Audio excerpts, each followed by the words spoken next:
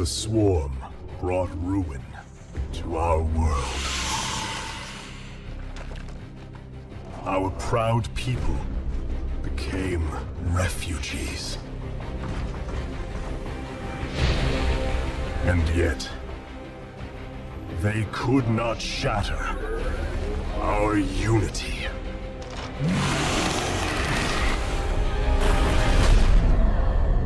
For we are bound by the Kala, the sacred union of our every thought and emotion.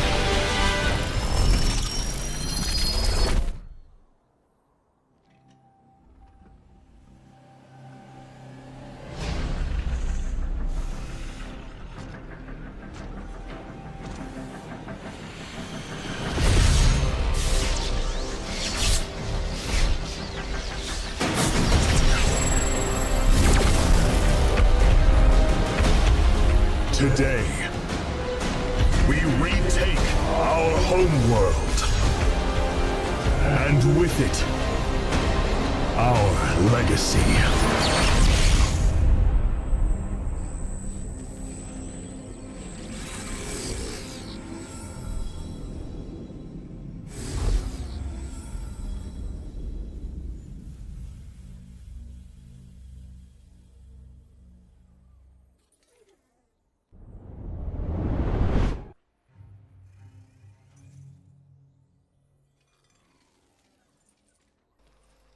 Hello everybody, welcome back.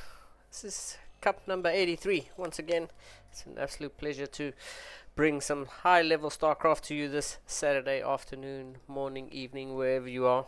My name's Linglad, and as I said, it's an absolute pleasure to bring some great StarCraft after the Esports World Cup. We'll see if any of these players have picked up any tips or tricks or something to see, something to throw at their opponents as we start to get our very first series up and ready to go. Let's have a look at a quick bracket. We got a pretty stacked Cup number 83 for you guys. You know, some big names and some regulars and some new players, so you know, it's good to see some new people signing up and, keeping the game going. I think we might be kicking this off with a little bit of ZVP action. We got Squidbeard going up against Letter Lex. So, let's see. Ready. Both players are good to go. Like I say, we're going to start off with game number 5. Letter Lex going up against Squidbeard. And then, we'll take it from there. We have a plan of which games we'd like to see, but sometimes it doesn't always go according to plan. We're setting up for some good ZVP action. Was the grand finals yesterday, but it is the opening match of today's series. So let's get this one started. As we have spawning in the bottom right hand corner, it's the blue Zerg player. He goes by the name of Squidbeard. And his opponent in the top left, representing Platinum Heroes. Give it up for the red Protoss player. It is Letterlex. Yeah, man, let's see. Like I said, this was the grand finals yesterday of Cyril going up against Classic. The Zerg. The Zerg taking the victory there. We'll see if Squidbeard does take a page out of Cyril's book and get the victory here over Letterlex. But you know, both of these players signing up, and this is our open MMR event. So before we get into the whole fun and games, and we'll see what these two players can throw at each other, I just want to give our sponsor, Ladder Legends, a shout out. They do offer some coaching services, and anyone in the chat, any admin or any Ladder Legends people themselves could, you know, pop a link to their Discord server, which is I believe still in beta, but it goes live in 5 days on the 1st of August. So hop in and familiarize yourself with everyone, introduce yourself, get chatting, and you know, see if Ladder Legends can offer you some coaching to help your game improve. You know, they have pretty much everything from like low 5k all the way up to GM coaches, Zerg, Protoss, Terran, anything you want they can provide. And they do also provide the prize pool for this cup. So big shout out to Ladder Legends, and you know, go give them a follow, hop into their server, and you know, be part of the team. Take some coaching, and let's get good together. So yeah, shout out to them.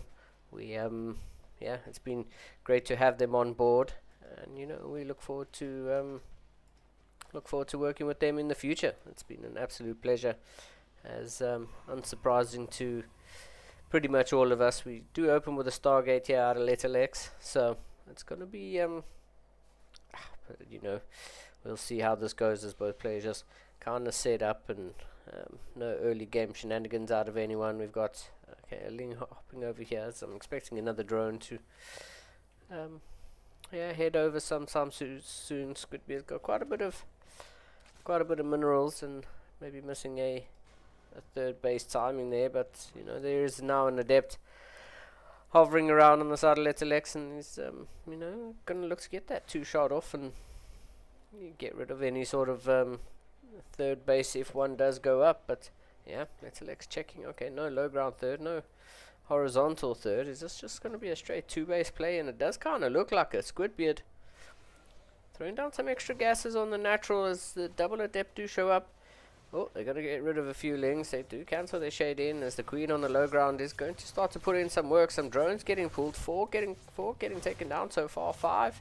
It's going to be 6 for sure, quite easily.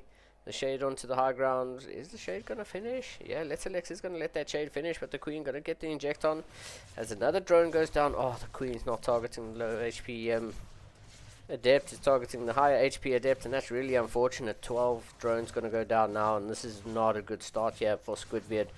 It's currently down 13 workers as the first Oracle's about to make its way across the map.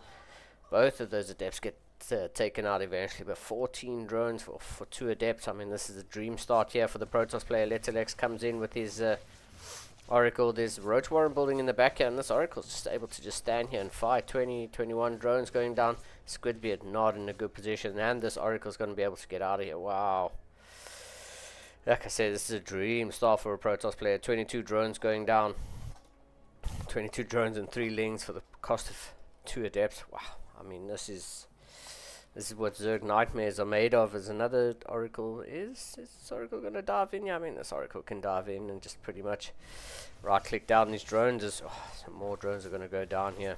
Unfortunately, Squidbeard not in a good position. No spore crawlers in position. This Oracle might land up going down, or he's going to be able to get out of here. Oh man, Letterlex going to be able to get out of here, and that's really painful. I mean, 33 drones going down. Squidbeard kind of just getting forced into an all in here, but Twilight Council's done. Glaives is on the way, and I mean, Letterlex is working with 1 gate. Okay, 2 gates.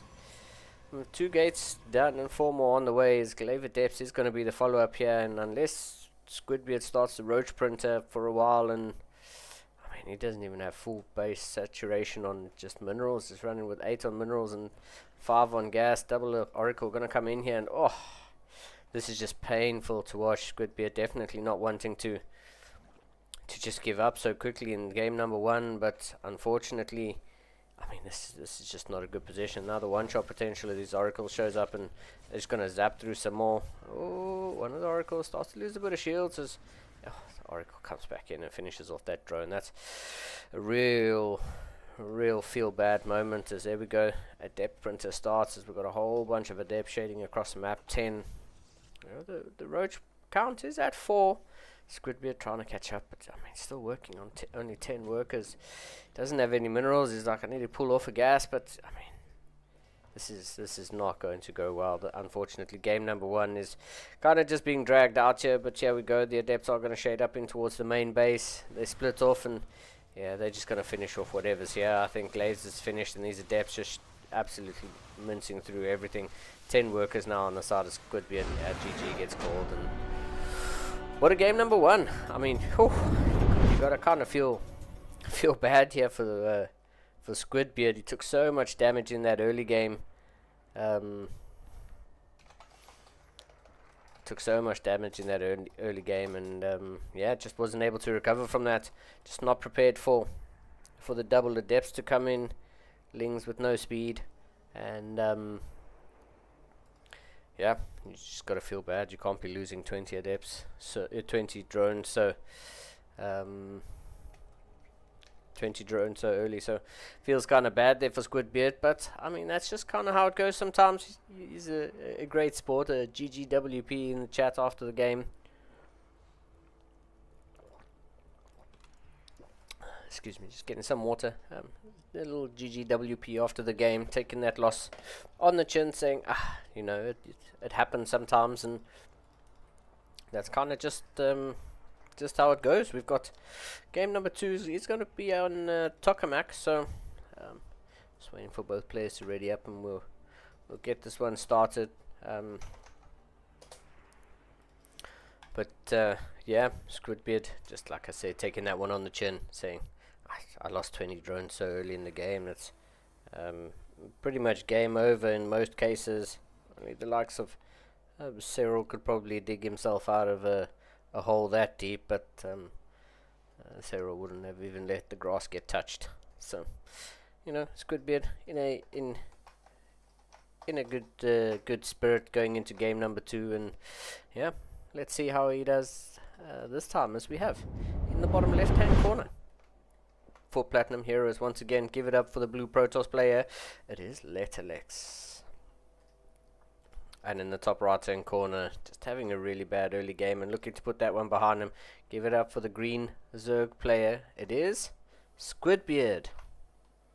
I do believe Squidbeard is South African, so I'd like to see him start chucking some slaps and getting a point on the board. It would be really good, but Letterlex just looks pretty crisp in his timings, in his control,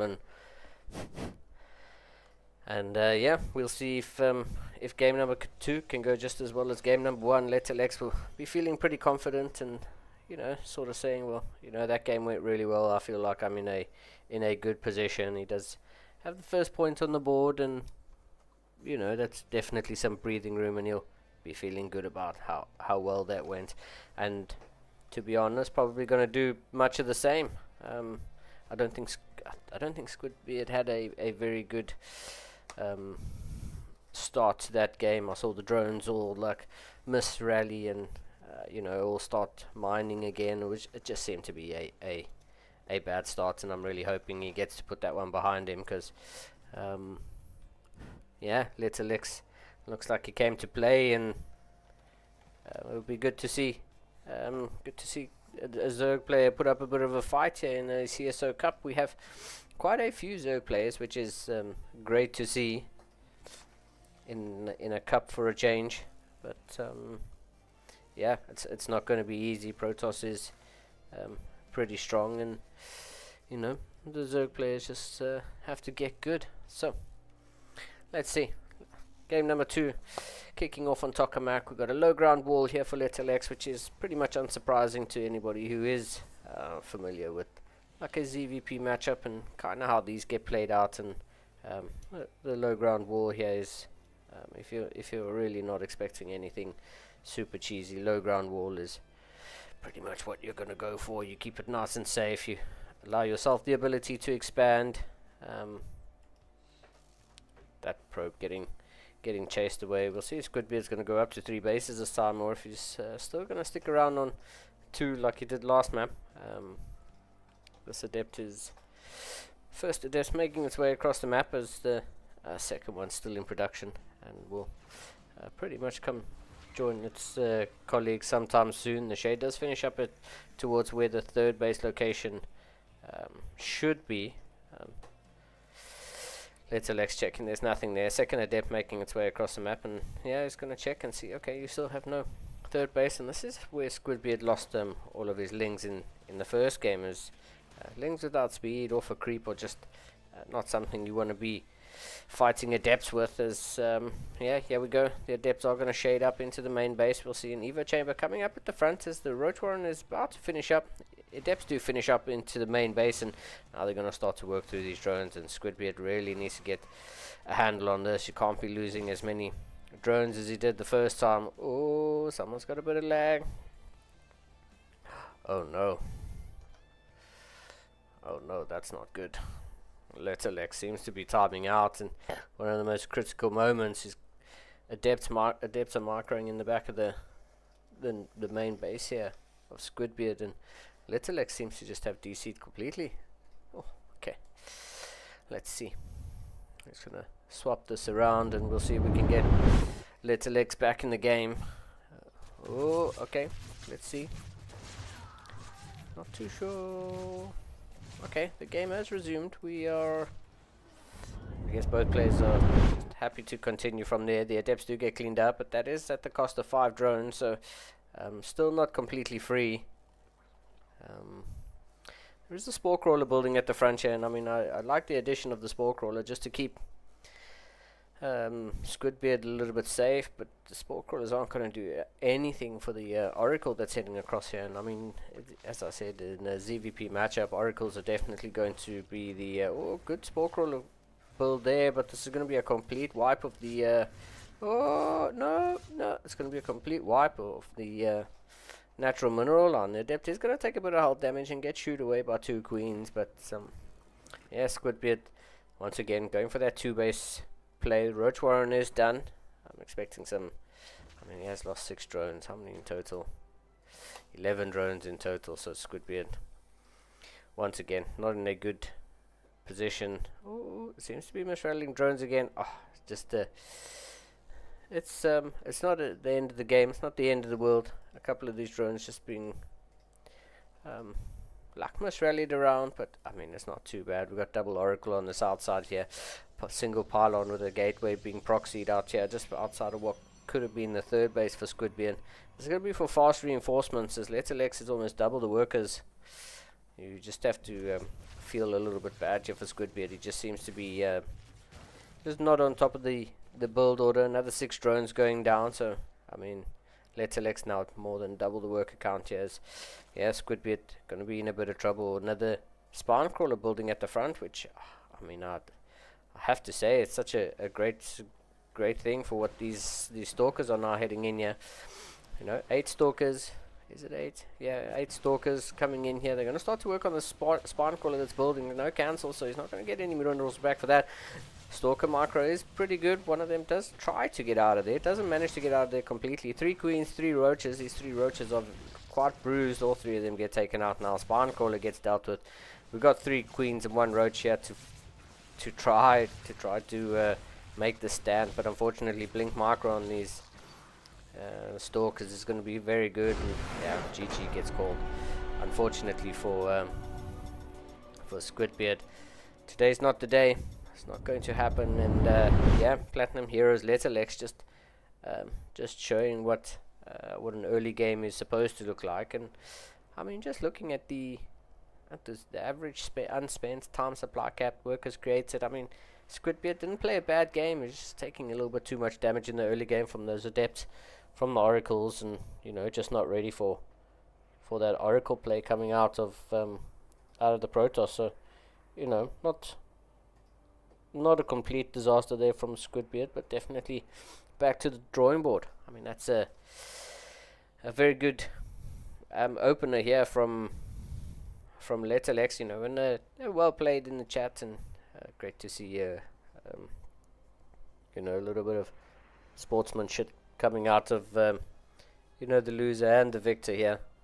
It's great to see, and yeah, we shall see. We've it was a pretty quick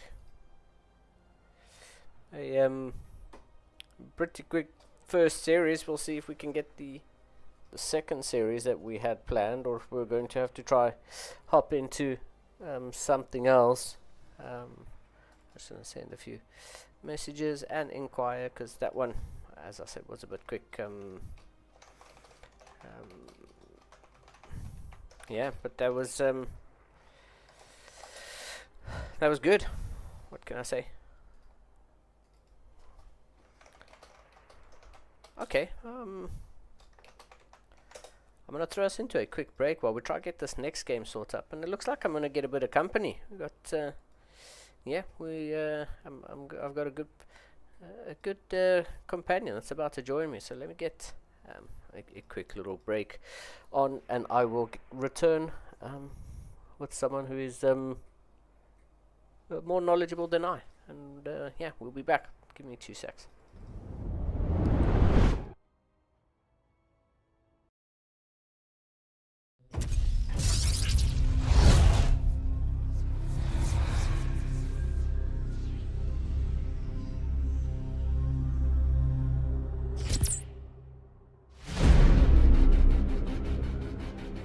The swarm brought ruin to our world.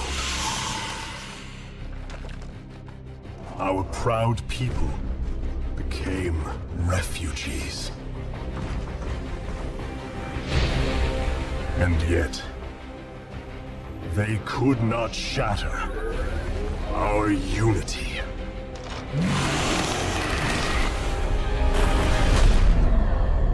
For we are bound by the Kala, the sacred union of our every thought and emotion.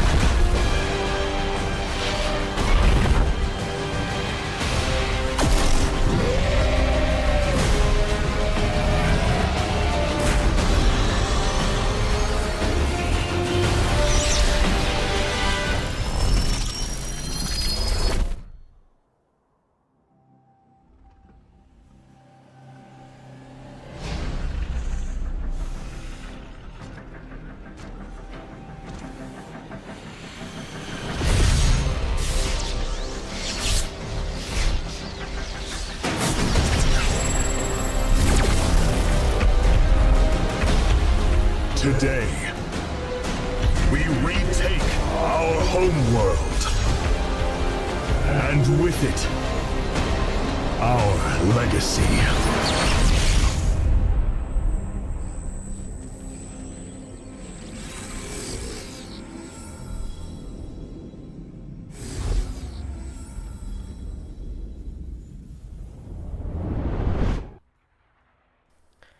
And we are back. And as I said, I promised someone more knowledgeable than I. So, yeah, Gamer Richie, welcome, dude. Hello, everyone. Still a win, baby. That's it. Yeah, like I said, I promised someone more knowledgeable, and it's a pleasure to have you join me, dude. You caught that first series, and like you said, it was just clean. It was just a good showing there from the Protoss player. But yeah, man, it was nice to see. We got another a banger of a series coming up here. Mindel VK going up against CSO's amazing / UED soldier. Sometimes depends on where you're looking, depends on what his name is. But yeah, we got a Starstorm Gaming going up against CSO PvP. It's going to be quite a colossal game to happen early on in the brackets as well. To have these two facing off now is actually really, really good.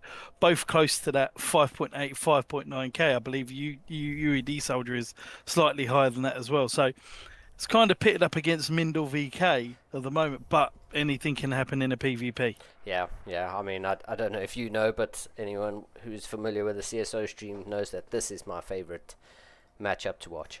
I love PvP just because, it's anything can happen. Like you say, the MMR doesn't matter too much in a PvP because, I mean, if they make DTs and you have no detection, I don't care what your MMR is, it's overs for now. So I just love how chaotic a PvP can get. And yeah, I mean, it's lovely to watch. I would not enjoy playing it, so I respect those who I respect those who participate as Protoss when you go up against another Protoss, because it's just amazing. For me, it's amazing to watch, and just understanding how crazy these games can get. I really enjoy watching it. So, Not wrong.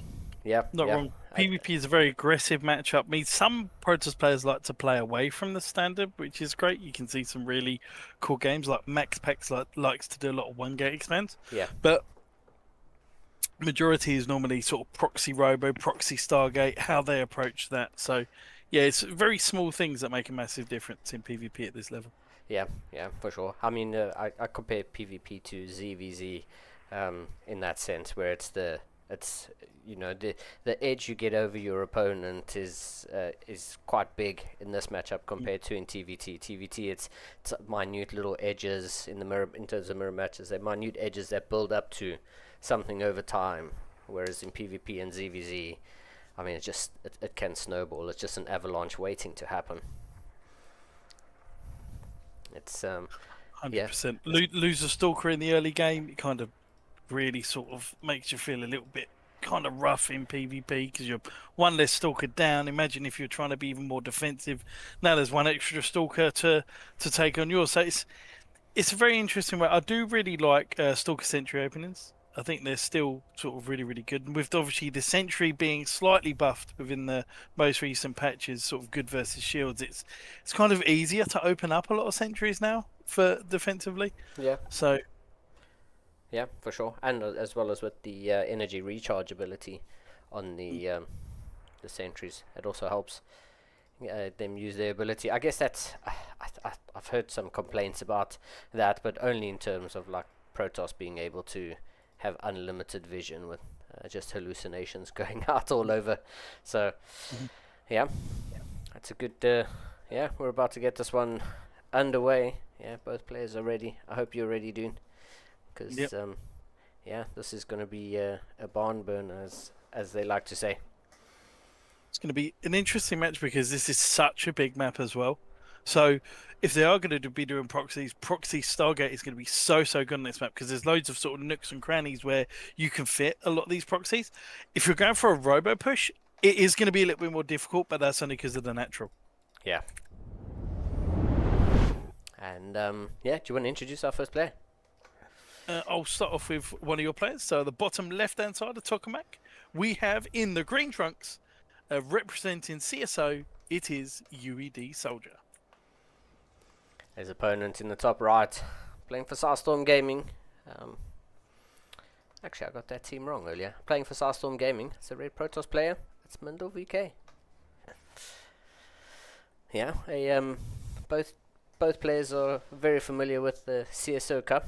This is the 83rd edition, man. I was saying earlier, you know, it's amazing that this is the 83rd edition of the CSO Cup. You know, we're not that far away from hitting 100. It's been going on quite a while, and it's actually amazing. Amazing. Oh, 100%. You already see now a difference in the layouts here as well from both the PvP players, Lean Lad. So you've got the pylon very much further out the way for Mindle.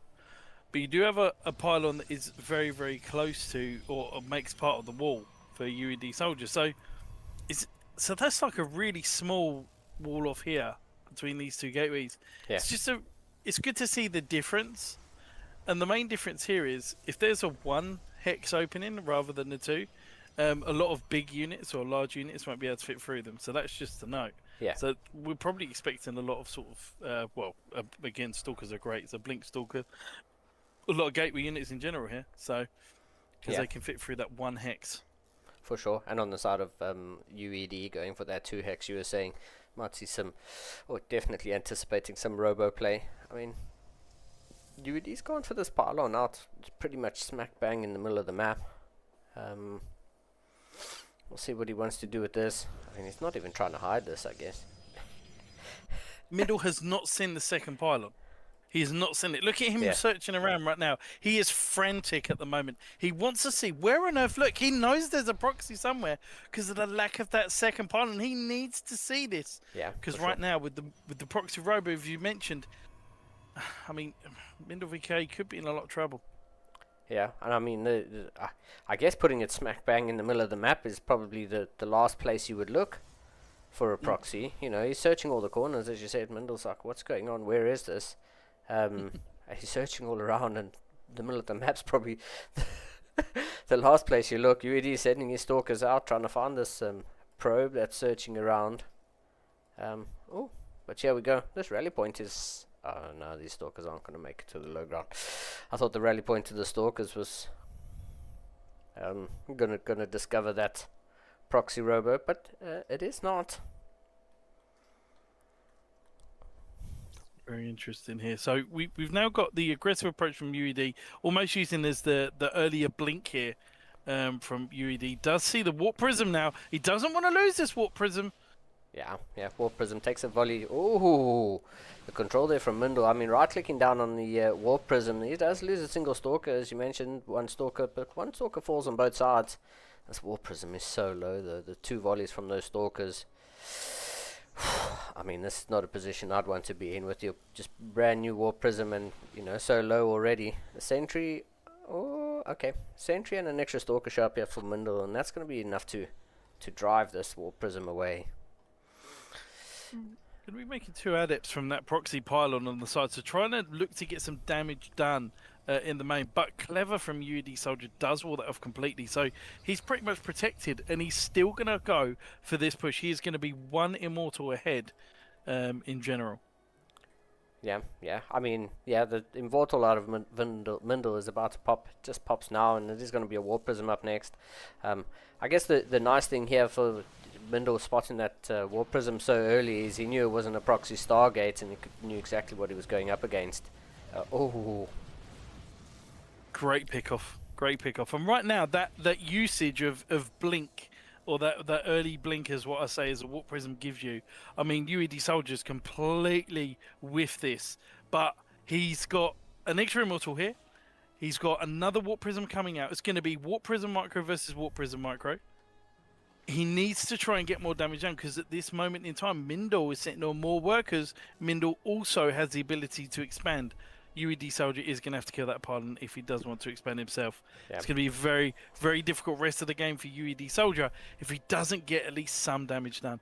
Yeah, for sure. You are right with that 100%. I mean, UED's gone for a Stargate, so he's the only player taking up into something else right now. Stargate on the way for UED. We'll see what he wants to do with a Stargate. What would you build out of a Stargate in this position? Some Phoenix just to be able to lift up the Immortals? Units, yeah, it could be Phoenixes. Most likely it has to be a Phoenix. There's no other use. I mean, Oracle's too late. But there is, if you have a look, the Warp Prism coming into the main here with an Immortal and 2 Stalkers. Let's see how much damage is done. Oh, Mindle doesn't see! No Twilight, yeah, So so there's no close. blink on these Stalkers. I mean, that's both players nearly losing their War Prisms as they enter the sort of enemy territory. This is quite a hectic little start to this game. Both players sitting back on one base. The supplies are fairly even. UED's caught up in that probe count. He's about to overtake Mindle now with one more probe in production. So, first person to expand is UED. Certainly Mindle's now on a ticking time bomb here, where there's going to be constant amounts of phoenixes being made, so he's probably going to hit when there's 3 phoenixes, and he's still doing damage across the map, killing a lot of these workers now. It's starting to really snowball here for UED Soldier. He's done such a good job being patient, killing units left, right and centre, and 2 zealots being warped in just for good measure here as the warp prism does get taken out. Yeah, Mindle on the other side though, not recalling home, is deciding to to go across the map and do some damage there. War Prism goes down and 2 Immortals in that, so UED is now going to be in a bit of trouble. There's 3 Immortals and a whole bunch of Stalkers here. Phoenix are going to be able to get rid of that War Prism, but not quite. Cancel on that low ground Nexus is... everything's actually been unpowered here. Mindle's taken out that pylon powering everything, so UED has no reinforcements. This is a great position for Mindle as he's just sniping these gateways one at a time here. As we do see the shield battery not quite done, there's 3 Immortals pushing as UED Soldier's pulling all the boys. Yeah, UED's cunning. He's anything he's got ya.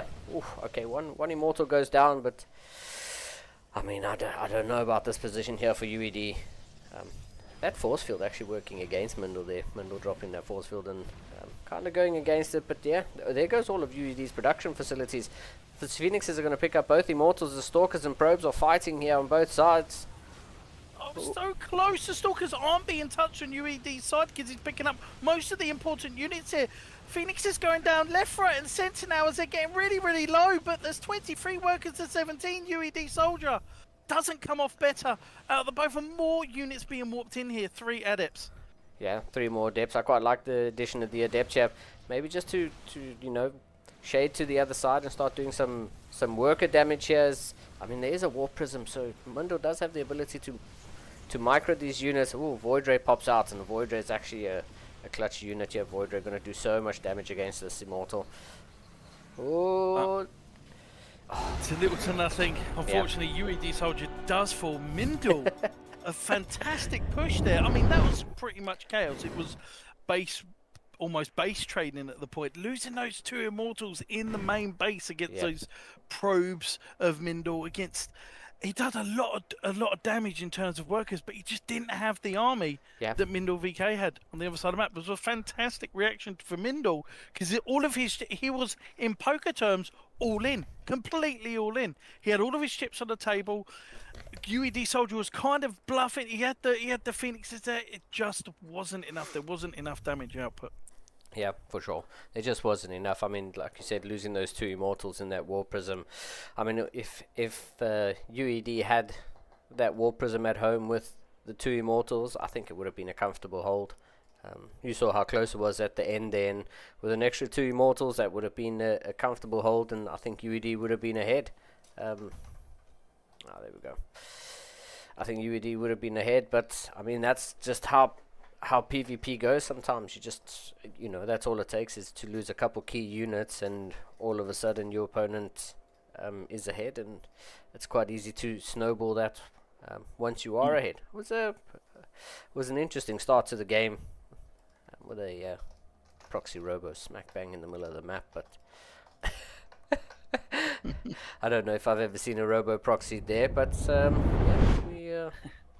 we'll see if UED Soldier in the bottom left-hand corner is going to do it again. He's sporting the green colours and he is representing CSO. Currently down 1-0. We'll see if he can bring it back. On the top right-hand side, Mindle leading 1-0 with fantastic decision-making. Did get kind of countered at the start, but did a great job in focus throwing the Warp Prism. He's 1-0 up at the moment in the red trunks. It is Mindle. Yeah, I mean... focus firing down that War Prisms like so early on, getting those, I was going to say almost 2 free volleys. I mean, he lost 1 Stalker for that second volley on that War Prism, but that really put the War Prism down in the red. And UED, you know, you then can't take a chance with that War Prism anymore. You know, you can't keep it close to your unit. You have to protect it. And I think that that second volley kind of helped Mindel defend that early game pressure. So, yeah, it was a good game from both players, but Mindel comes out on top. Now we do see here now on Leylines, massive open map here, so the mobility of Blink is going to be huge. That last game doesn't really utilise a lot of Blink areas to abuse, even though there are still on every map. But on this map, there's so much space to maneuver around. So things like, again, Oracles are still good on this map, but Blink is so much better. We do see another proxy attempt here from UED Soldier. I have a feeling, based on the location, it should be a Stargate. Yeah. Although, yeah. I mean, would you put a Stargate more like up here towards the 12 o'clock position? I guess that's a pretty common place to scout. So that might be why. It's going to be a Robo again. No, it's going to be a Robo. He's going straight up, exactly the same as last time. Open up Stalker Sentry for Mindel and open up double Stalker for UD. That's also another tell that there is a proxy out on the map as well. Lack of the second pylon. Stalker instead of Stalker Sentry, because remember the Sentry costs 100 gas, a lot more than a Stalker. So there's gas missing on your opponent's side. And Mindel is searching around again.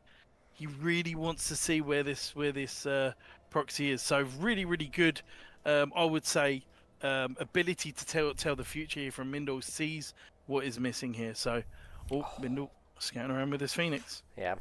Phoenix takes a detour, but the wrong side, went south instead of north, and he's not going to spot this proxy, not just yet. Spots it with a second hallucinated Phoenix, so Mindel is aware of this, and I'm pretty sure UED knows that Mindel's just seen it. So, yeah, Mindel going to be aware that it's pretty much exactly the same as the last game. Fires up his own Robo. Oh, that was a shot on a Stalker that I don't think Mindel needed to do, but Yep, he didn't like his own units there for one short moment. But the shield battery comes down, exactly the same reaction here for Mindel. Does see that proxy robot, as you mentioned. There is a proxy pylon again. Mindel looks to be a fantastically good defensive player, but that doesn't matter if your opponent plays like a robot, as we've seen how UED soldiers performed in the past, as 4 Stalkers are being dropped into the main base. Just like a Terran play, where the sentry goes down straight away.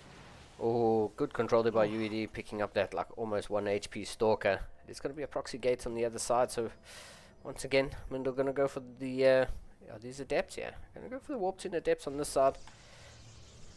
I mean, it's almost like a repeater game number 1, just the difference is I think UED got a slightly better starter in this one. Yep, hasn't lost the Stalker here as well. You see how one Stalker loss at the start for both players can really hurt. But there's a full wall off here. And this gateway is just constantly being hit here. I mean, the Immortal's not even out here for Mindel. This is great for UED Soldier. Mindel needs to be able to defend a great force field here. But again, with that Blink-esque mechanic of the Warp Prism, his units aren't in any danger. Yeah, not at all. It was a really good force field there, just to sort of stop the aggression. But a second Immortal shows up here for UED, and I think high ground vision granted here by the War Prism just allows this gateway to get taken out. And I mean, we saw how much that crippled UED in the first game, and I mean, not having those production facilities means, you know, UED's going to have to, Mindel's going to have to make 2 more gates in production right at the back of his main, but they're not going to be up and running for a while, Gamer Richie.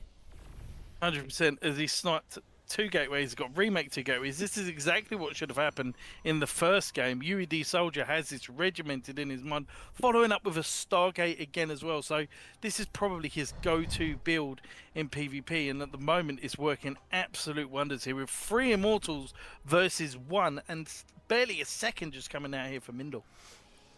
Yeah, I mean, I do like the fact that Mindel's had a little bit of breathing room to be able to get up to 2 Immortals. He's got the shield battery. I wouldn't even mind a second shield battery, just to make sure that you can hold this, because I mean, he's kind of caught a whiff of what's going on here. There was this one random rogue probe who built the proxy robo out on the map, so he started a nexus on the low ground here. But 3 Stalkers beats 2 Stalkers always. A Phoenix shows up, and now all of a sudden the fighting planes are pretty even. Oh, that's a Oh, look three. at that micro here. 3 more Stalkers comes in as well. I mean, Mindle's doing a great job here of making more Stalkers than his opponent just bar 1 to try and snowball this sort of aggression in the natural. Is Mindle able to come down? He can't. He has to recall back at home as the expansion is almost complete. Mindle is in a lot of trouble. Oh, look at that force field. Yeah. Great force field here by UED on the ramp. He's gonna and saves the I was gonna say saves the not having to destroy that pylon. But now that pylon's gone, we've got double adept that's gonna be able to shade up here into the main base. UED needs to kind of get something up here to deal with this, but. Oh, Phoenix comes out here for Mindle VK, and that's going to be able to push back this War Prism with 2 Immortals. Wow.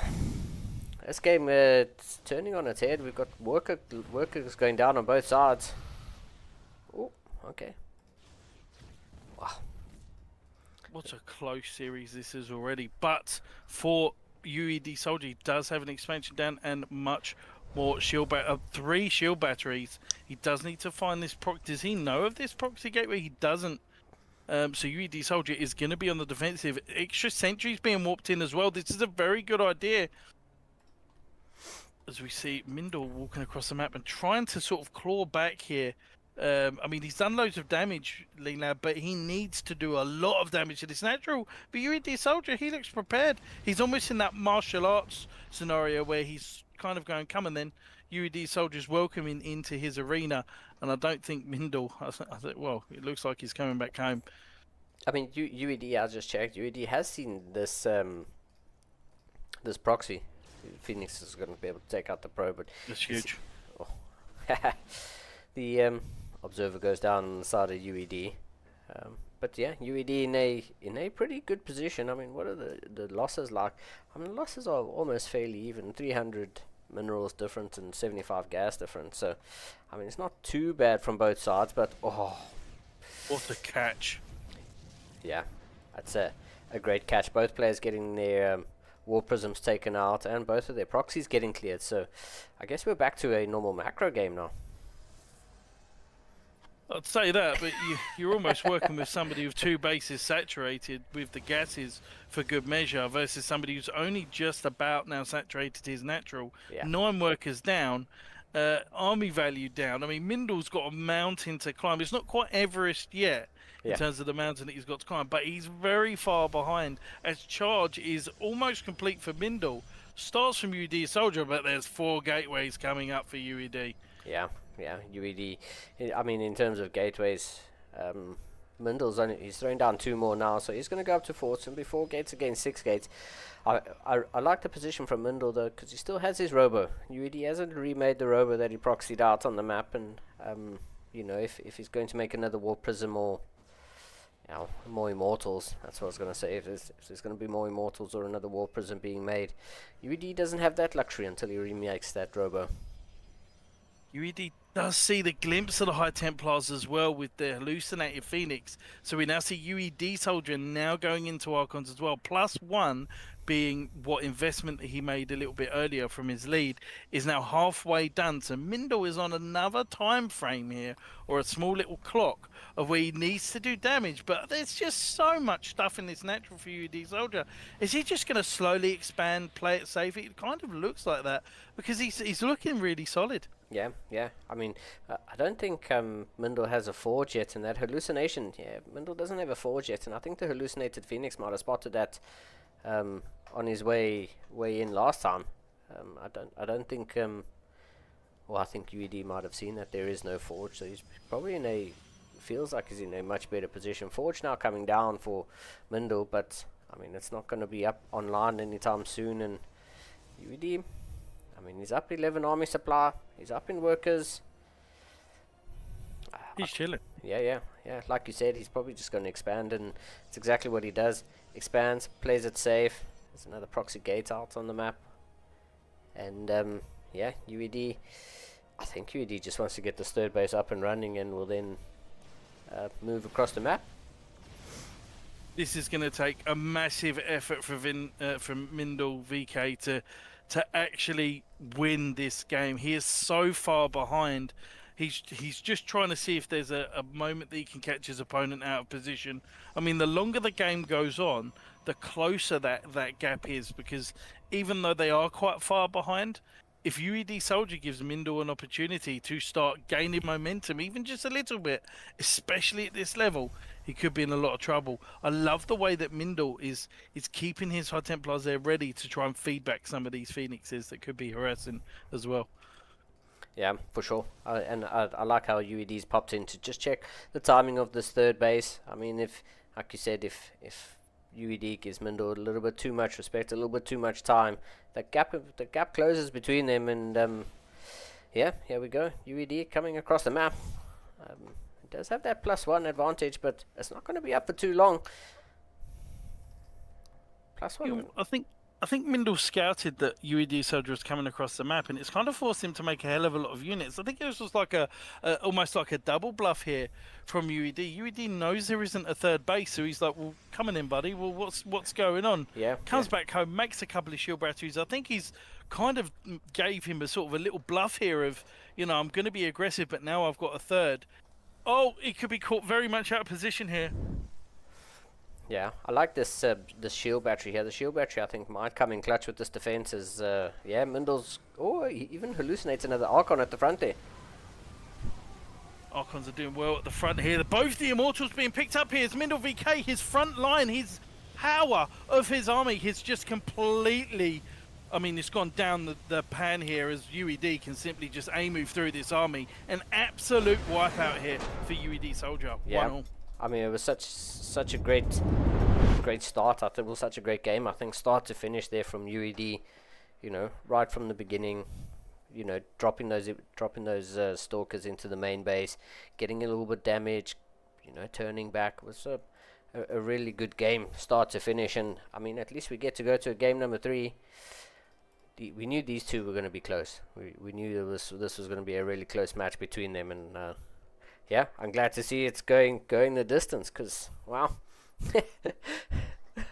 After how fast Two great players. Yeah. Two very great players literally from sort of round 2, which is crazy. I mean, just sidetracking and looking at the brackets right now, there's Fiont and Jumi playing right now. There's Shameless and Shevchenko. I'm not too sure who Shevchenko is, but I'm pretty sure his in-game name I recognise. And Letalex versus Dracnus at the moment. So there's a load of great games in round 2. Yeah, round 2.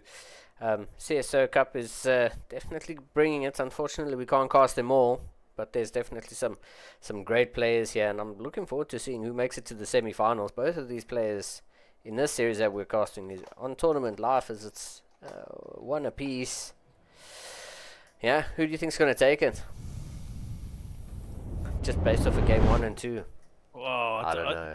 Mindle's a very good defensive player, but UED Soldier just went through the motions in that last game, didn't make the mistakes he did in game 1, and it almost looked like a completely different game. In fact, it so much was they sniped 2 gateways. So I have to give it to UED. If he's able to get in his zone, I think he's going to take this series. If Mindle VK is going to be very good defensively, he's going to take it, but the aggressive player is mostly favoured. It's very hard to be defensive. I'm going to give it to UED. No, for sure. I think just if UED showcased his build there twice, and the first time it didn't work, the second time he showed how good it was, and yeah, Mindle put up a bit of a fight in the top left-hand corner here, but I don't know. I think UED might have it, but like we say, Mindle is a monster on his own. He made that a game, and it was really close. I think the Phoenixes actually came in clutch there at the end. You said Mindle had those High Templar to get some feedbacks on those Phoenixes. Those Phoenixes just picked up all of those Immortals in that final engagement on the bottom side, and like you said, there goes his front line, and all of a sudden, I mean, the armies just melt.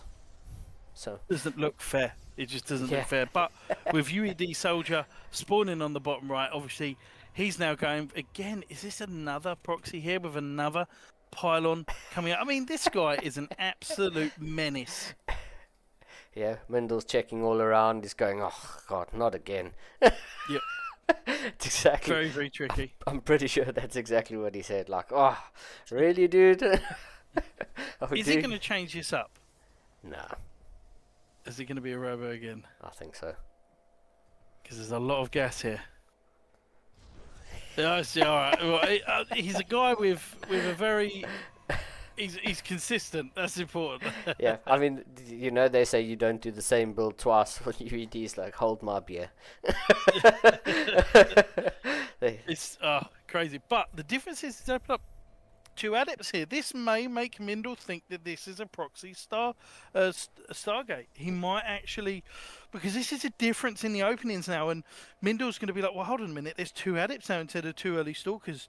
So this is really interesting from UED, a different aspect to this game, because Mindle is going to be even more defensive, thinking it could be a robo, but as soon as he sees these double adepts, he may think differently. Yeah, for sure. And I mean, Mindle also opened up with 2 stalkers.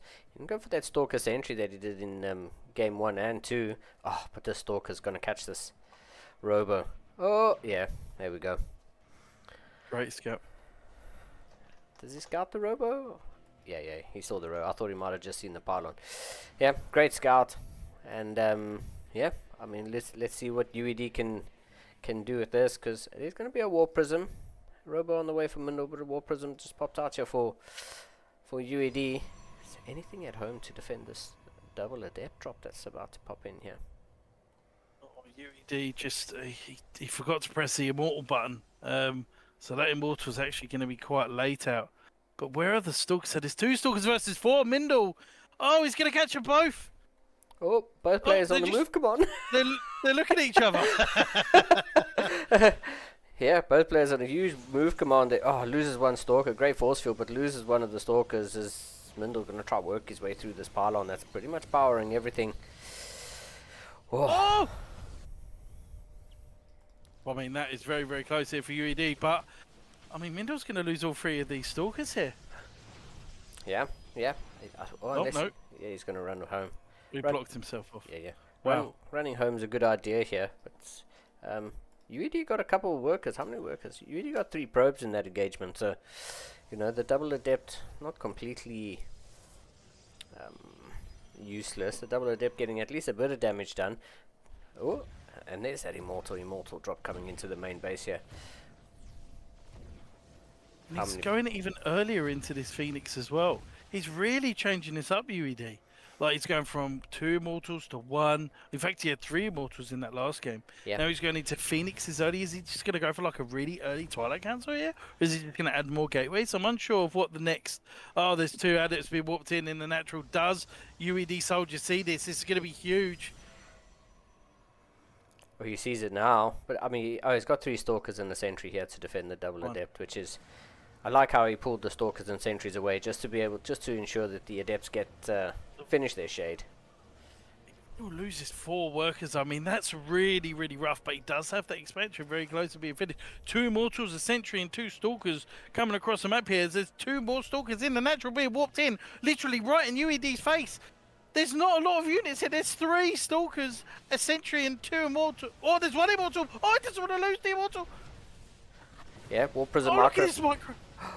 I was going to say War Prism Micro has to be on point. One of the immortals of Mindle get picked up here as the immortal of VK of UED comes around the corner, trying to get some pot shots in here, but the army's just not here for UED. Mindle VK's got enough, and yeah, UED agrees. Absolute aggressive. That was fantastic from Mindle. In fact, giving absolutely no worries, shall I say, instead of swearing. He just walked straight into the natural and was like, right, okay, buddy. Yeah. There was a lot of mistakes there from UED in terms of he almost clicked, I think, on the robo to chrono boost it and then forgot to make an immortal for a couple of seconds. That gets into your mind. The Stargate was really, really early. Yeah. He's still on 2 gateways for a really long time. There just wasn't enough firepower.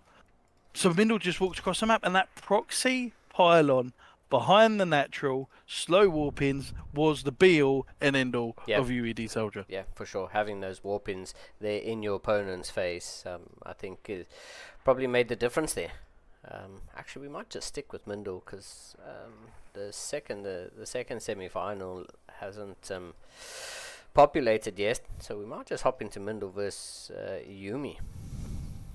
That's going to be really, really good. That's going to be a great PvP there. I'd give that a favour of for Jimmy. Yeah. But yeah, that's going to be a crazy game. I mean, some more PvP action. What more could I ask for? 100%. I think you're directly making sure that we just cast PvPs, which is absolutely fine, by the way. I mean, actually, let's have a look at the bracket and we can see how this tournament has panned out so far. Yumi took the 2-1 over Fiant, so I mean that's pretty good. Shameless and Shevchenko still battling it out, and Letterlex and Zergod Drak, who's I forget what his in-game name is, but they're still battling it out as well. So that's a PVZ, I guess. This could actually be an all Protoss finals. Now, in concerning balance, I'm pretty sure no one's going to call balance on that one, but it's pretty insane, right? But there's loads of Protoss players that have entered the tournament, to be quite honest, and a lot of higher level ones too. Yeah. So it's very, very interesting how we're going to be seeing a lot of adepts and stalkers, I think, for the remainder of the tournament, which is great. Again, I love PvP. I love the way that different players play in different ways, and Forjumi, you'll find, has a very, very unique style as well, quite similar to Max Specs too. Yeah, I mean, I've for Yumi's played, well, just Yumi, I guess now, but when it was for Yumi, played in quite a few CSO Cups back in the day. It was always one of my favorite players to cast because, yeah, he just seemed so crisp about things, almost like, bad comparison, but almost like the Cyril of Protoss, where he would do things in a certain way, and he's very methodical about how he was doing things. Obviously, not at the same level. But it was always nice to see for Yumi play, and yeah, it's going to be some good PvPs right till the end, I guess. We have 100%. We have one Zerg left. I don't know between Shameless and Shevchenko, but we shall see if maybe Zerg God Drak can do a deep run and give us a PvZ final. But cool, we have our map picks. The same as last time, just in a different order. these seem to be. We know what ones. Yeah, we know what ones they like, I think. Yeah, especially in PvP. You don't want anything too crazy in terms of a map.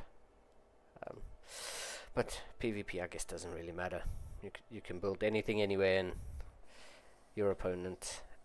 I've always wondered why Protoss players don't delay their proxy and build a second pylon at home, just so that their opponent's like, oh, there's a second pylon, and then build your third pylon outside. Do you want to know? Do you want to know why? Just because of the delay. Correct. Yeah, it's basically if their opponent is doing the same thing, they want to have it down as quickly as possible. So if they're doing it slightly later, yes, they may not have an idea that there's a proxy. But if you've got two players doing the same thing, their Oracle gets in your natural before the other. So it kind of, you're damned if you do and you're damned if you don't. Yeah. Yeah. These are risks that a lot of high-level players are going to make. So they would rather risk making their opponent feel like that there is or isn't a proxy. That's where you get very interesting second pylon locations off of some very tricky Protoss players. So. Yeah, I guess that's always why they check the back of the natural as well, because that's just where's my second pylon, and a lot of players have been caught out looking for a proxy somewhere, but actually it's just a normal macro build, and the second pylon's just sitting behind their minerals. There's something called a Roscoe pylon. Now this is a Scottish Protoss player that he will scout the main base of the Protoss and then put his second pylon in their main base in the corner. Oh, yeah, so that then he can warp in two adepts later on. In like we call it the spot of the main base. That's it. So then they see two adepts and they're like, where on earth did that come from? Yeah. So it's really, really strong, actually. It's really, really strong if left unchecked. Yeah, I guess that's why it's quite essential where your second pylon placement is in the main base, so that you try and minimize how big of a blind spot you have. But yeah, I mean this is turning out to be at least we're getting a few more 2-1s than we did last time. We had a CSO Cup. We had, I think, 1-2-1 in the last CSO Cup right up to the end, and yeah, it's quite nice to see a few players or a few games going the distance. Letterlex actually gets the victory over Zerg Drax, so there goes our Zerg player. Letterlex is the Protoss, so 3 Protoss in the semi-finals. I think many people go, "Oh God, that's not good." But if you see the way PvP is, guys, honestly, some of these series that we're just about to cast will absolutely be astounding. How you can see the different versions of how people open up in PvP. It's such a toxic but active part of a mirror matchup is PvP. Because one small thing, for instance, that first game of Mindle versus UED, that one stalker being sniped on each side really just slowed each of them down. Yeah. To where Yeah. they couldn't do what they wanted to do, and it was just so interesting. So we got Forjumi now versus Mindle, and we know how Mindle kind of plays, very defensive. Let's see how Forjumi reacts. Yeah, and we'll see exactly where these two players have those slight deviations. Are we going to see a Stargate, or are we just going to see some more of the same? As for the first time on this stream, not the first time in the CSO Cup, in the top right hand corner for SSCG, give it up for the Blue Protoss player for Yumi. And on the bottom left-hand side, already traumatized from the previous PvP series, we have in the red sunglasses, because he's changed from his trunks to some eyewear, it is Mindle VK. Yeah. Insane, really. Absolutely insane. Yeah. So we do see a very similar opening here from Forjumi, similar to how UED opens, which is pylon in the wall and the first gateway here. Is there going to be a second gas here from Forjumi and then a second gateway here?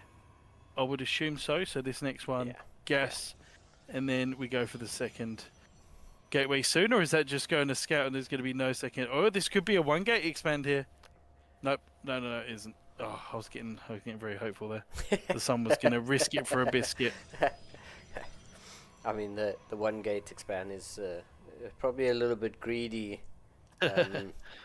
You know, Yumi has the skills to be able to hold out, especially because you said, you know, Mindle can be quite defensive. So is that a chance you want to take in game number 1 of a best of 3? You know, this is the semi-final. Winner of this goes on to take for a chance to take on the lion's share of the prize pool today. So maybe it's not something you try in game number 1, especially against a player like Mindle, who you know can turn on the heat if needed. So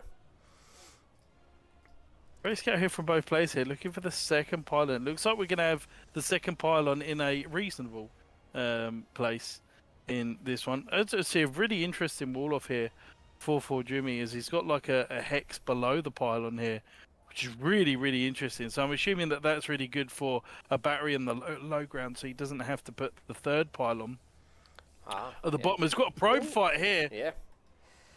Mindle's probe just has a stronger taser. Yeah. I guess it's just the skin.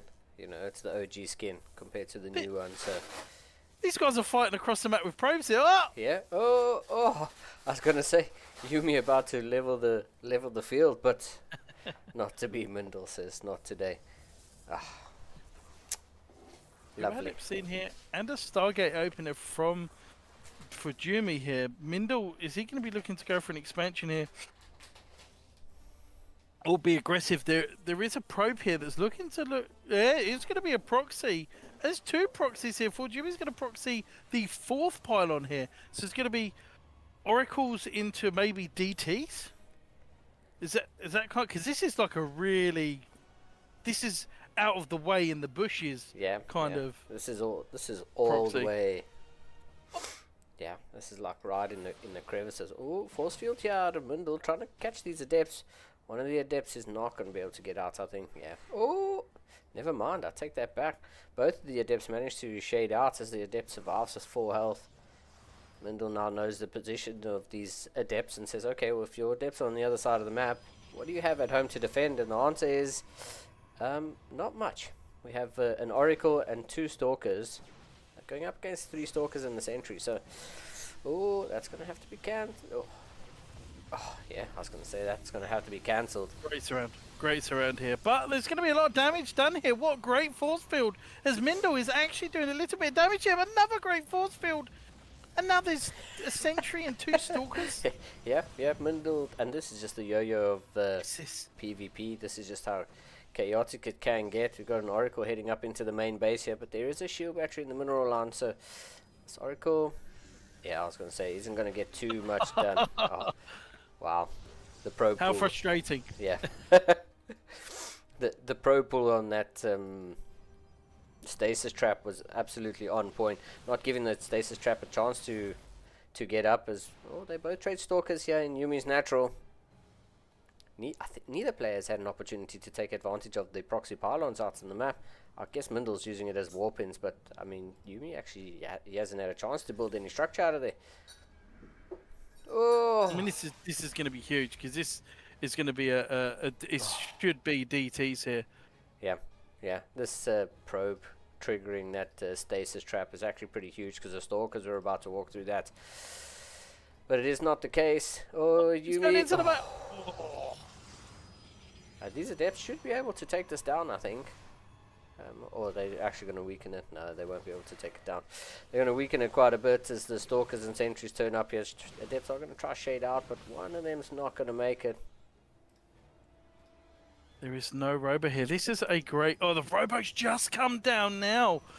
Oh, this is going to be really, really close here. It depends on whether it goes for the Immortal or the Observer here. Yeah, I don't know. I guess I think the robo timing is just fine, because there's no. I mean, the nearest gateway, the nearest warping is over here, so the DTs are going to have a little bit of time to walk across there. And you know, with a chrono or two, you might just get that observer out in time. But does Mindle suspect the DTs, or does he think? You know, he's got to just from the lack of anything, like a lack of a robo, lack of an expansion. Is he going for? He's going for an observer straight away. I mean, this is fantastic defensive play here from Mindle. Yeah. I mean, when you're in this position, you sort of say, "What can I die to?" And right now, the answer in Mindle's case is DTs. So. I mean, there's many shield batteries, 2-3 shield batteries at the front here for Mindle, trying to not die to anything. Oh, another probe. What's really interesting though is Mindle does need to, or sorry, Forjumi should know that the full vision is still granted, even though you're sort of paused. Yeah. So Mindle sees all the army anyway, so there isn't going to be anything that catches him out, and he does see the observer as well here. Really, DTs aren't going to do anything. As Forjumi loses units again, left, right, and centre here. Yeah, there's not really much this DT Shrine could have really done, unless he goes for a proxy run by with some of these units. There isn't really a lot he can do. Again, Mindle, fantastically great. Oh, there's a DT. In fact, 7 workers going down here. They're already in the base. Yeah, DTs. I mean, they weren't going to get too much done, but I think even though Yumi anticipated them, I don't think Yumi knew when they were going to hit. Oh, and he's going to get the recall on this one. Oh my god. Yeah. How frustrating for Mindle. He looks so good, and 2 DTs just with butter just slid past the army here. And now Forjumi's in a great position, 3rd base on the way. Yeah, 12 workers up. +1's on the way. I mean, Mindle's going to hit a really cool timing here with 1 Immortal and a lot of units. It now depends on whether Forjumi can just get enough units to be able to defend this. There is stasis wards everywhere. This is disgusting. Yeah. Oh, Yumi's army's out on the map here. Mindle, oh, okay. I mean, for hallucinated probes. This is Mindle's only chance here to get back into the game. Love the hallucinated probes for that vision and to hit any stat. Oh, look at those force fields from both players here as both of these shield batteries finish. Oh, he's just completely zoned him out, Linglad. Yeah, he's completely zoned out, but I mean, that Immortal putting in so much work here. Oh, blink forward from Mindle, gonna try to protect that Immortal. Immortal eventually does get taken out, but you know, a few more Stalkers warp in here for Mindle, and I think Yumi's in a bit of trouble here. He just didn't have the army. You said Mindle was gonna hit a good timing, and a good timing it is indeed. Oh man, these stasises might just be the clutch factor that Yumi needs. Desperately needs something to help him whittle down this army, but I don't think he's got it. There's just too much army here, but I mean, Forjumi goes right into all the Stalkers here, and suddenly he's slowly holding this. Yeah. I mean, this This is a hold. Look at the main base! Forjumi's just been absolutely chaotic with these DTs. And he's holding. Wow. Yeah, but Mindle is that? Oh, I was gonna say Mindle. If these stalkers come up from the left-hand side, gets a little bit, gets a little bit of a surround, and yeah, I mean, just wow, just absolutely wow. Yeah, I thought the I thought the stasises were gonna be what was gonna get Yumi back into it, but yeah. I don't know if you noticed, but Mindle had some cannons set up, double cannon in the main base, and I think at least one cannon in the natural. So if those DTs, which they did eventually come back in, oh, we've lost someone. If those DTs eventually came back in, the oh, ley lines has already been played. The wrong invite. Wrong map, I think. yeah. I was looking at. I had numbers somewhere else. It's Tokamak next. I knew they were the same maps. I was just playing them in the wrong order. Yeah, but Mindle did the right thing, putting those cannons down in the main and natural, just knowing that those DTs were going to come in eventually, and then moving across the map, knowing that he was safe from, safe from the DT threat. And just moving across the map, you said he was going to hit that timing, and yeah, Yumi was down about 20 army supply, 23 I think it was. I think it was 45 to against 22 or 23. Yumi was down quite a bit of army supply when that engagement first began, and yeah, that was... it's a frustrating loss to take that, because he was so close to actually taking that game, yet so far with the DTs just coming out of nowhere. Fantastic play from Forjumi. Yeah. But, yeah, for Yumi, he's down 1-0, and he will need to bring it back in the top right-hand corner for SCGG. It's the Blue Protoss player, Yumi. And on the bottom left-hand side, fantastic play during all of the last game. Done everything right defensively, but just really struggled with getting across the map and doing a lot of the damage. I mean, Forjumi definitely did sort of the bait and switch there, very similar to Apollo in Rocky. It was pretty crazy. So let's see if Mindle VK on the bottom left can bring this one back. Wait, did Mindle not win the last one? No, Forjumi did.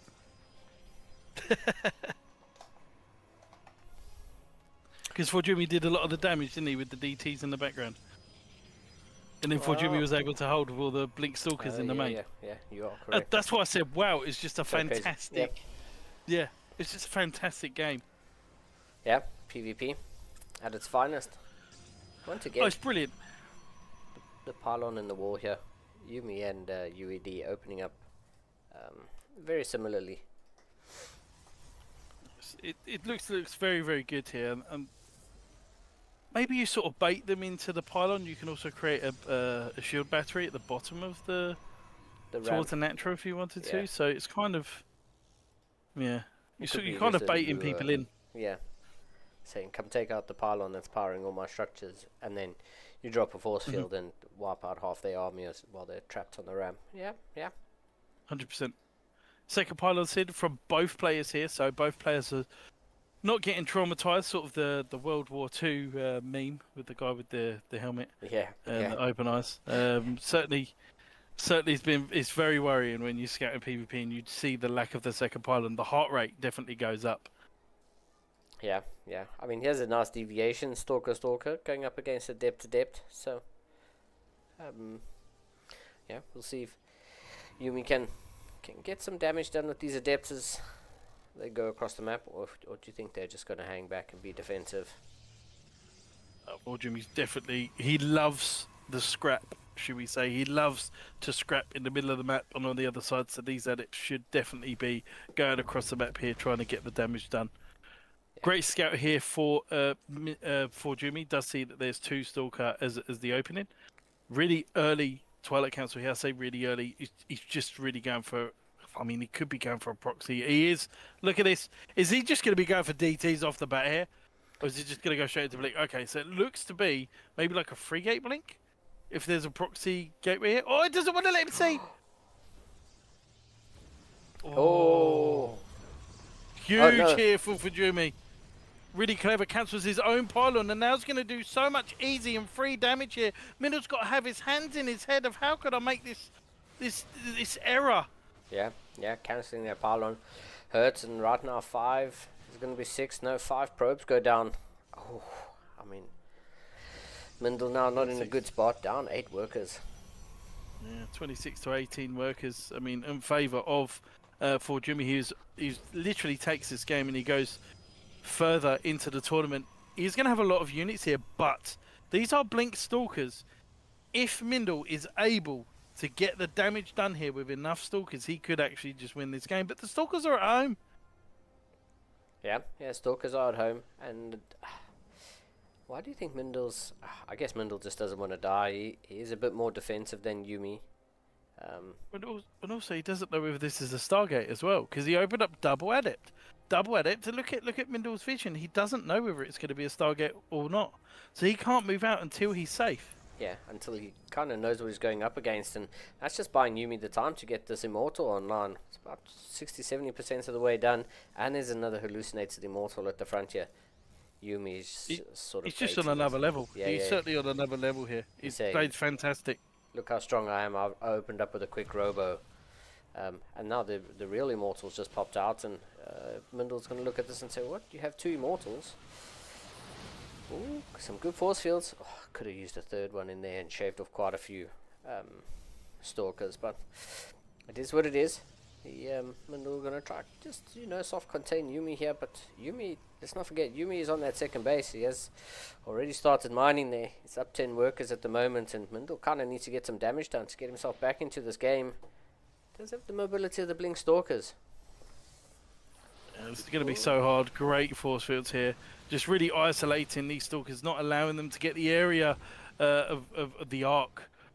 No positioning, basically. Fujumi's just completely holding this perfectly at the moment. There's really nothing Mindle can do. It almost feels very helpless at this stage. Yeah. Like you have to feel kind of bad here for Mindle, because what Yumi's with these force fields are doing is they're baiting Mindle into using that blink to get those Stalkers out. So Mindle can't actually use those blinks exactly how he intends to use them. He's kind of forced to use them defensively to keep his units alive. But there's a lot of Stalkers in here. It's a lot. I think that's definitely enough for a one-shot potential. So yeah, Yumi has to be a little bit careful. Mindle's doing so well sniping units. Yeah. But if we ever look at the units lost, I mean, it doesn't really matter because there's so much resources on for Jumi's side, and he's just going to get more ahead and more ahead. There's just going to be a point of where Mindle's just like, yep, that's it for me. Yeah. Oh, he just put straight onto the Immortal here. He could take out 2, but there's 3 Immortals shooting. Doesn't look fair at this stage with the shield batteries and the Stalkers and the Immortals, and Mindle taps out before Jumi progresses. Yeah, what a game number 2. I mean, it's just, yeah, PvP is just an amazing spectacle to watch. It just doesn't look fair sometimes. With these high-level games, you just miss the timing just from a couple of seconds, and it is over. Yeah. There's nothing you can do because of the experience of both players. So was there a universe where Mindle could have won that? Correct, but those 2 adepts cannot get into the main base and do all that free damage. Yeah, for sure. That's that's just not something you can allow to happen. I mean, Yumi got that probe there to block that pylon. Eventually the probe gets taken out, pylon gets thrown down, and then the pylon gets cancelled again. Yeah, you just can't be losing 5 probes so early on in a PvP against someone at the caliber of Yumi. You just can't be. You can't let him get that edge over you. And then we just saw it there, like right at the end. Yumi just slowly cranking out those Immortals.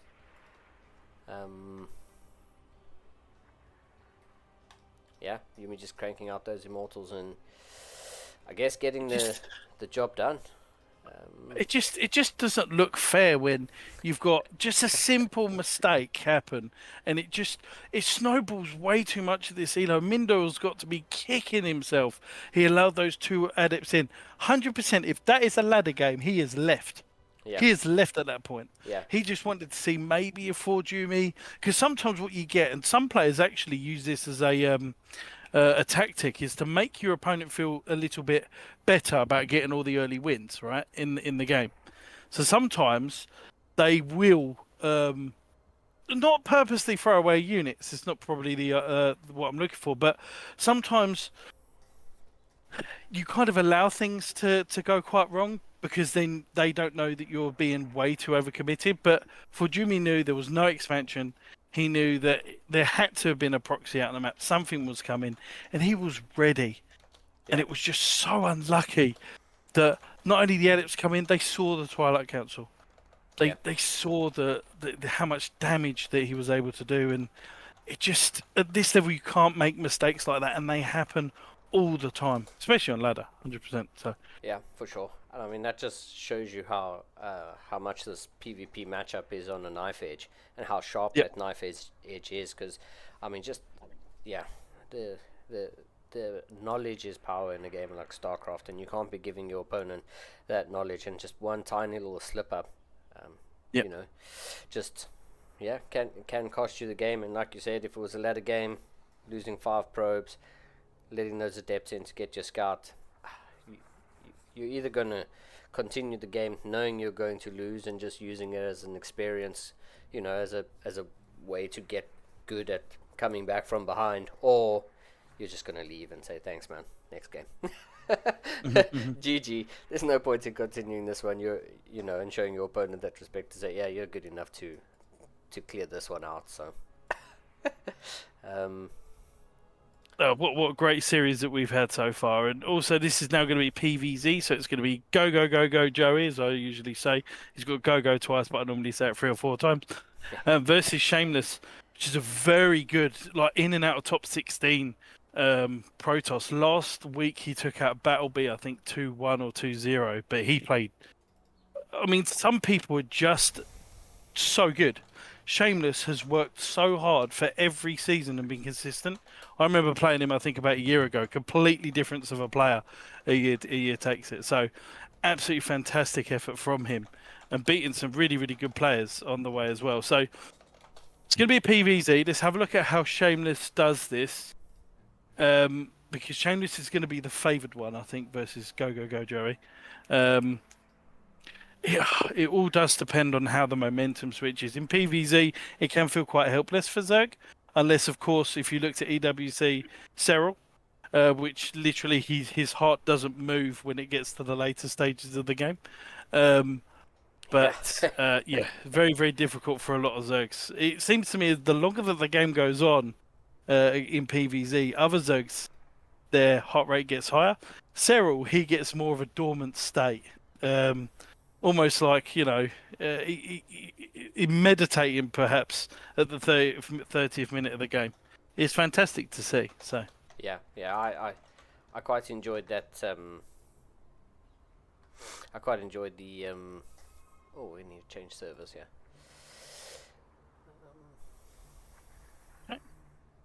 All right, cool. I quite enjoyed having the heart rate monitors on the players at the EWC. Oh, it's really good. It was just a shame that I couldn't see any heart rate monitors when there was a DT in someone's base, because I could imagine that would be going past what a healthy amount that a heart rate could be. Because that's how mine goes. When I hear this, that's game over for my heart. That's especially when I don't have detection. Oh yeah, for sure. It's a horrible feeling.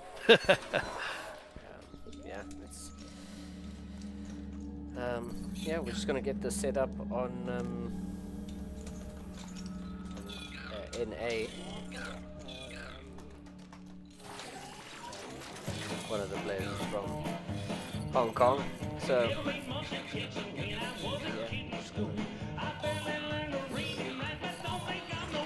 can get this up and running. Give me 2 secs. I want to throw us into a quick little break while we get everyone added into the groups and and get the lobby created. So, again, Richie, everyone stick around, we'll be right back.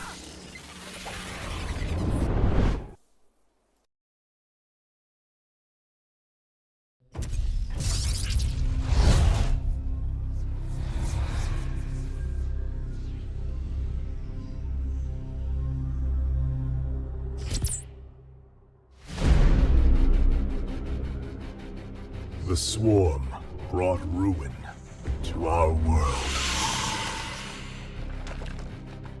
Our proud people became refugees.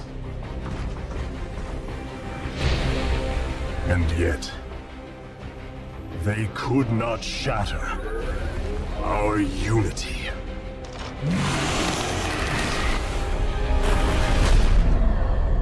For we are bound by the Kala, the sacred union of our every thought and emotion.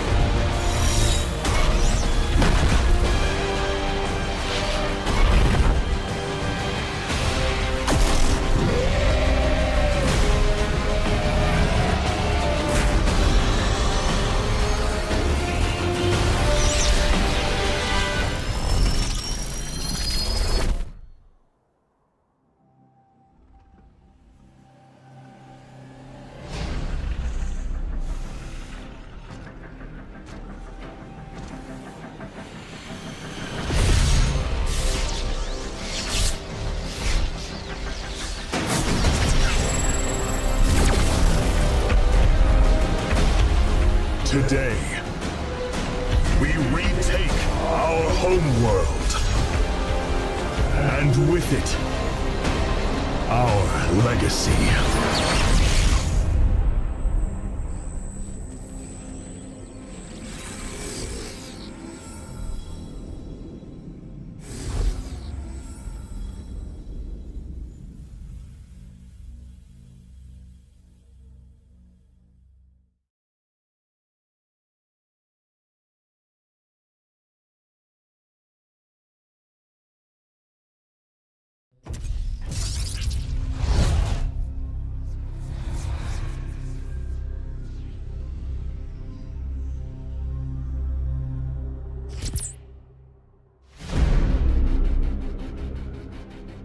The swarm brought ruin to our world.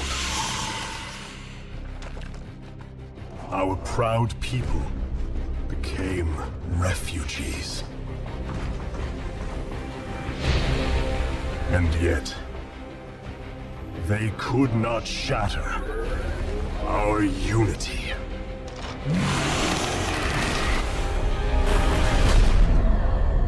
For we are bound by the Kala, the sacred union of our every thought and emotion.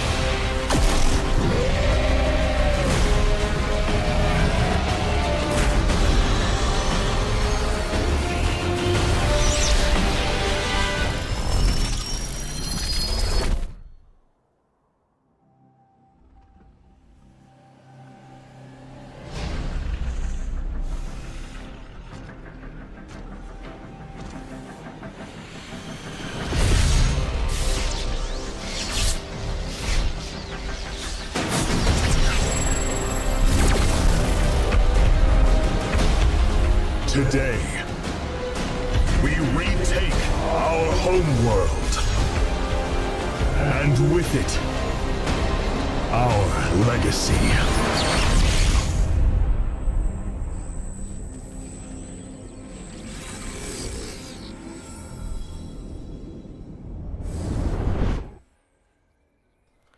And we are back after a little bit of heads and tails with the servers and trying to get it all set up. Players are happy, we're happy, and yeah, we are ready on Maganatha to get the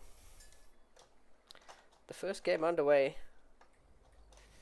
of our last Zerg player left in this in the cup in this tournament. Do you want to introduce him in the bottom right hand corner? On the bottom right hand side, wearing the red super skinny trunks, because it's from Singapore and he's a mad lad. It is Go Joey. And his opponent in the top left hand corner. I've seen him once before, and we'll see if he can win this series and go on for a chance to win the lion's share of the prize. In the top left, the blue Protoss probes. Give it up for Letterlex. What's Letterlex's alternative name? Something with an S. I forgot. Not familiar with it. A lot of people refer to him as Alex. Okay. On the ladder, I think, in streams and things like that, from what I've seen. So, 5.5k player on EU versus a very formidable opponent here, Joey. I would think, it depended on how. I think Joey's pretty good at PVZ, ZVP.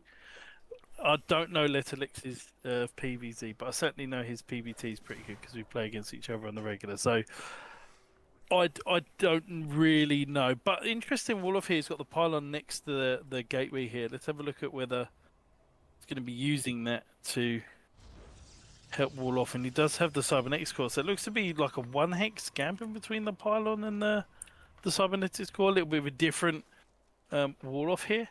I think that's one. Is that 1 or 2 there? That looks quite big, quite large, that gap. Big. If you rotate the camera, it does look a little bit big. It's very interesting. That may be 1 hex there. I think it is 1 hex, but it's just sometimes these gaps look larger than they are, especially the diagonal ones. So Alex is doing pretty good in terms of, again, it's just a standard opener, 3 hatches here. Yeah. Delay one of the queens for that as well. Yeah, super fast third hatch chef out of Go Joey. Letterlex not gonna go down and have a look. Doesn't suspect it just yet. I mean, the no queen on the natural must be a dead giveaway. Yes, I mean, the most interesting part here is there's going to be no urgency from Alex to. I mean, he is going for a stalker after this as well, after a Stargate opening. So does he know that there's there? He doesn't know that there's a third base that's come down yet. So very interesting here how he elects to build a stalker other than to maybe mind game his opponent. Yeah, and Go Joey getting away with this really fast third base. Now the step shows up and it's like, wait a second, this hatch is just finished. Wow, Yep. Letterlex definitely getting caught out with not having that scout on the low ground. But yeah, we'll see if Go Joey can actually capitalize on having this this extra fast third hatchery, or if this is just going to be a nice springboard for a 2-base push. There's no ling speed here from Joey. Really weird. Like I'm completely thrown off. But by 3 minutes 30, his natural is virtually saturated. So this is looking pretty good for Joey. Although he's going to have to wait another another round of workers before he gets the full use of this third base so early. Really interesting. Ling speed was so late. Yeah, ling speed started at 328 or 329, somewhere around there, and yeah, we'll see what Go Joey wants to do with this. He does see the Oracle. Well, Letterlex using that Oracle to get rid of the Overlord on this high ground pillar over here. So, Letterlex going to, yeah. It sees all the technology. Like you would normally put your pylon or your technology within the base, and then your opponent has to come in and scout. Right now, Alex is sort of like wanting him to see everything. Maybe some nerves, perhaps showing at the very early part of this. But I think really good so far from both players. Go Joey seems to be in a much better position, I would say. It's certainly on Alex's radar to try and do some damage. As we do see a Warp Prism, an extra 3 gateways, and a Templar Archives on the way here. Yeah, yeah. I think Alex is just, or Little Alex is, just about to start to tech up and just get those production facilities online. We'll see if who's going to pull the trigger first. Go Joey. Taking some gases. Okay, so I was going to say, taking 4 extra gases, still producing 11 drones in production tab there for a moment. 5 more. Going to go up to 61 workers rather quickly here, but I mean, Little Alex is also saturating a 3rd base already. Go Joey, no 4th hatch. About to come down. Haha. I mean, what's the Warp Prism going to do? Because there isn't any units to benefit from any sort of charge or anything. Is he just trying to force units out? Oh, he's just going to be going for an Archon? A double Archon drop, I guess. Yeah, you're right. Oh, and it gets Wow, scouted. well, that's not good at all. If he's able to reduce these shields to virtually nothing here, so he's going to have to be very careful here. But there's so many queens. I believe there was like 3 queens that he was making at one time. Roaches are going to be out. 61 workers to 59. This is going to be great in terms of sort of harassing his opponent and being annoying. But there isn't really much else that's here. I mean, Alex is definitely going to have to. He's definitely going to have to lead this game somehow. There's not a lot of upgrades coming through. This roach is going to get absolutely annihilated. But then again, it's only just the one roach here. Great little micro here from Alex. As we do see some Zerglings across the map. Yeah. These Zerglings did have the revelation on them, so Little X was aware that this Zergling run bar was coming across the map. But yeah, this double Archon drop at the front. Doing a little bit of damage here and there, but being pushed away by Go Joey. Upgrades are very similar. It's just similar times here. He doesn't really want to lose these Zerglings here. Is he going for even more units? Is he roaches into a Spire here? So is it going to be roaches into Muta? Is it going to be roaches into Corruptor? Yeah. Well, yeah, that Spire's on the way. I guess we'll see what the tech of choice is going to be here out of Go Joey, but yeah, we'll see. This War Prism now rotating around, coming to around this 4th base location. He's going to be able to pick up okay. Picks off one of the drones, gets a kill on that extractor. So I mean, that's a little bit of a mistake there from Go Joey, but he's already starting to saturate the 4th, and there is a Ling here, just kind of waiting for the timing of Little Lex's 4th. So yeah. It looks like it's going to be a huge roach push here. I don't know what the Spire's for. If he's going into Mutalis from this, he needs a hell of a lot more economy. Needs a lot more gas here. Maybe he's going for Corruptors. Maybe he's been traumatized by a lot of carrier, Stargate switches into carrier perhaps. But right now, it's just nothing but roaches here. Is he just going to max out of roaches and go across the map? It certainly looks like it. Ooh. From this stage, just 5 more Overlords are on the way. +1 and roach speed just about to be finished. Yeah, +1 also finishes up here for Little X. So Little X is actually poised here in the middle of the map, looking to get a bit of aggression here.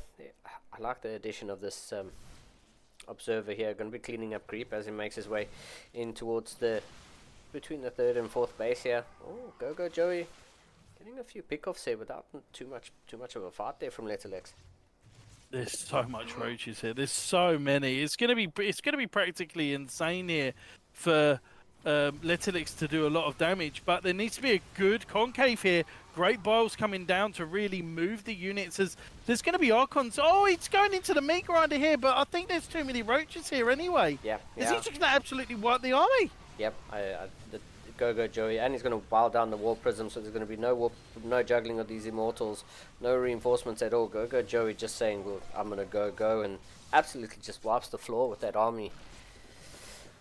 That didn't look close at all. I mean, that early 3rd transpiring into so much resources very early on, and now just completely pole voted him into a game-winning position where he didn't even saturate his 4th anywhere near where he could have done, and he just basically maxed out Roach Ravager and +1. Yeah. GG. Gets cool. Very simple game there. Yeah, extremely simple. I was wondering why Go Joe was taking his time going across the map there. I thought he would just max out on some Zerglings and go right across the map straight away, and Yeah, I guess just like you said, roach speed +1, and that's kind of how you get it done. You know that. Big shout out to Goblin as well. Goblin StarCraft 2. Fantastic Protoss player from Europe, raiding the stream, so thank you very much, sir. Thank you, and welcome to all of Goblin's viewers. Yeah, welcome to Cup. We got Letterlex going up against Go Joey. What a series we have here. First game going to Go Joey, and Go Joey is the last remaining Zerg. Got the other Protosses in the brackets. I'm actually going to pull that up and we can see exactly how this has transpired, because yeah, the tournament's been quite a banger. We've had some really great PvPs, but yeah, it looks like we've got a really good PvZ on our hands. Yeah. Well, most importantly, is the semi-finals at the moment. We've got 1-0 up to Joey at the moment. He's playing fantastic. It's 1-0 up to him. If he wins the next game, he will be in the money in the finals, first, second place. And he will be playing against Forjumi, which is a great German Protoss player from EU. Fantastic player. So, at the moment, I think from the Protoss side of things, if you are a Protoss enjoyer, Alex Letterlix needs your energy. He needs someone to cheer for him, because he's going to have to try and dig quite deep in this game. Yeah, for sure. Go Joey getting away with a cheeky third hatch in that game number 1. And we'll see if Letterlex is going to catch on to that in this game number 2. In the top left hand corner, for Hype 1, give it up for the Red Zerg player. It's Go Joey. It's up 1-0, man. Wow, what a game. And on the bottom right hand side, representing all the European Protosses out there currently at the moment, wanting to stay in this tournament, trailing 1-0. It is, in the blue trunks, Letterlix. Yeah. Really cool is, I really hope that in the last game there was a lot of harassment, there was a lot of things that I think that there wasn't a lot of scalable potential there, probably from a normal game. But Joey was cheeky, as you said. So let's see whether Alex is able to stop that cheekiness from this Zerg player, because again, in different regions there's different kind of metas or standards or things that people like to do. Certainly I think in Go Joey's region, they love a lot of the overlords. They love a very tricky openers here, but doesn't look like he's throwing the sink and the whole of the worktop at his opponent yet. He's going to be opening up very standard, focusing really on economy with that hatchery first. Yeah, for sure. And we'll see if Letterlex in that game number 1 had such a nice army. That engagement looked so good, but just that +1 roach, I think it was just the bulk of roaches just bullying their way through. Just, instead of standing back and fighting, Go Joe was just like, everybody get in the middle there, fight. And I think it was just overwhelming for Letterlex's army. I thought Letterlex had such a great composition going for that aggression. Someone had to start it. Unfortunately, Go Joey ended that, but it's a new game. It's a new time to start once again. A quick third hatchery. It's really interesting. Yeah. We doesn't see the hatchery actually moving here, Letterlix. So, I mean, it's a very small thing. Surely he's going to be doing the same thing. I don't think he knows about this third base again, because the hatchery does a little bit of a wiggle when it's creating the queen, and you can see it from sort of near the I guess the teeth or the grooves of the hatchery just moving there. But he does see the early third. Now this is different information to what he's got before. Yeah. I like this from Letterlex, just adapting to his opponent. Saying, when he spotted that third hatchery was just about to finish, and this is Letterlex just learning from the first game, saying, okay, you go for a quick third hatchery, fine. And now he's just going in and confirming that. The lovely phrase and lovely saying, fool me once, shame on me. Fool me twice, shame on you. So let's see whether Letterlex can use this opener with the Oracle here. Remember, Oracles are really useful in PvZs, but it's mainly just because they have so much mobility, and there's not really anything that can punish it. I mean, Queens don't one-shot the Oracle. They could just go around the map gaining free information, and also they're very good versus a lot of Zerglings. Yeah, they are pretty good. Go Joey gonna have to fire up a third Overlord if he wants to get on that plan. Then does fire up a third Overlord, but producing 3 Queens at a time, so definitely going to be prepared for this Oracle when it eventually does make its way across the map. It's just so we're going to manage to get out of range. I think change up here. Yeah. Let's go for a Robo here after the Stargate. So, I mean, there's no side. Normally you see a Twilight Council because then you'll need to upgrade a lot of the gateway units. Seeing a Robo here with the double gas here, kind of, well, probably, is this going to be like DT drops or something with the Twilight and the Robo here? And then he's going to go into... I'm really confused. There's a lot of tech very, very quickly. Yeah. A lot of gas as well. So it's got to be, again, High Templars or DTs here. Which it wouldn't make sense being DTs, but being it a little bit later, you normally try and rush for it. But with the Oracle coming in, I mean, look at this from Go Joey. He definitely is quite a marksman for this matchup. Very, very good in terms of understanding where his limitations are. Again, getting this third base up, and it's going to spiral his economy almost out of control very, very early on. Yeah, Templar Archives coming down here for Letterlex, and as I said, Go Joey going to try to spiral things. You know, Letterlex also trying to tech up and try to get to an army that will hopefully stand against that Roach punch. Because I mean, if I was in Go Joey's shoes, you'd be like, well, that Roach attacked it so well in game number 1. You know, maybe do something slightly different, but I would still go Roaches. I mean, it just looked so strong against your opponent. Why you would not do the same or something similar, I don't know. And we'll see if that's just from the income.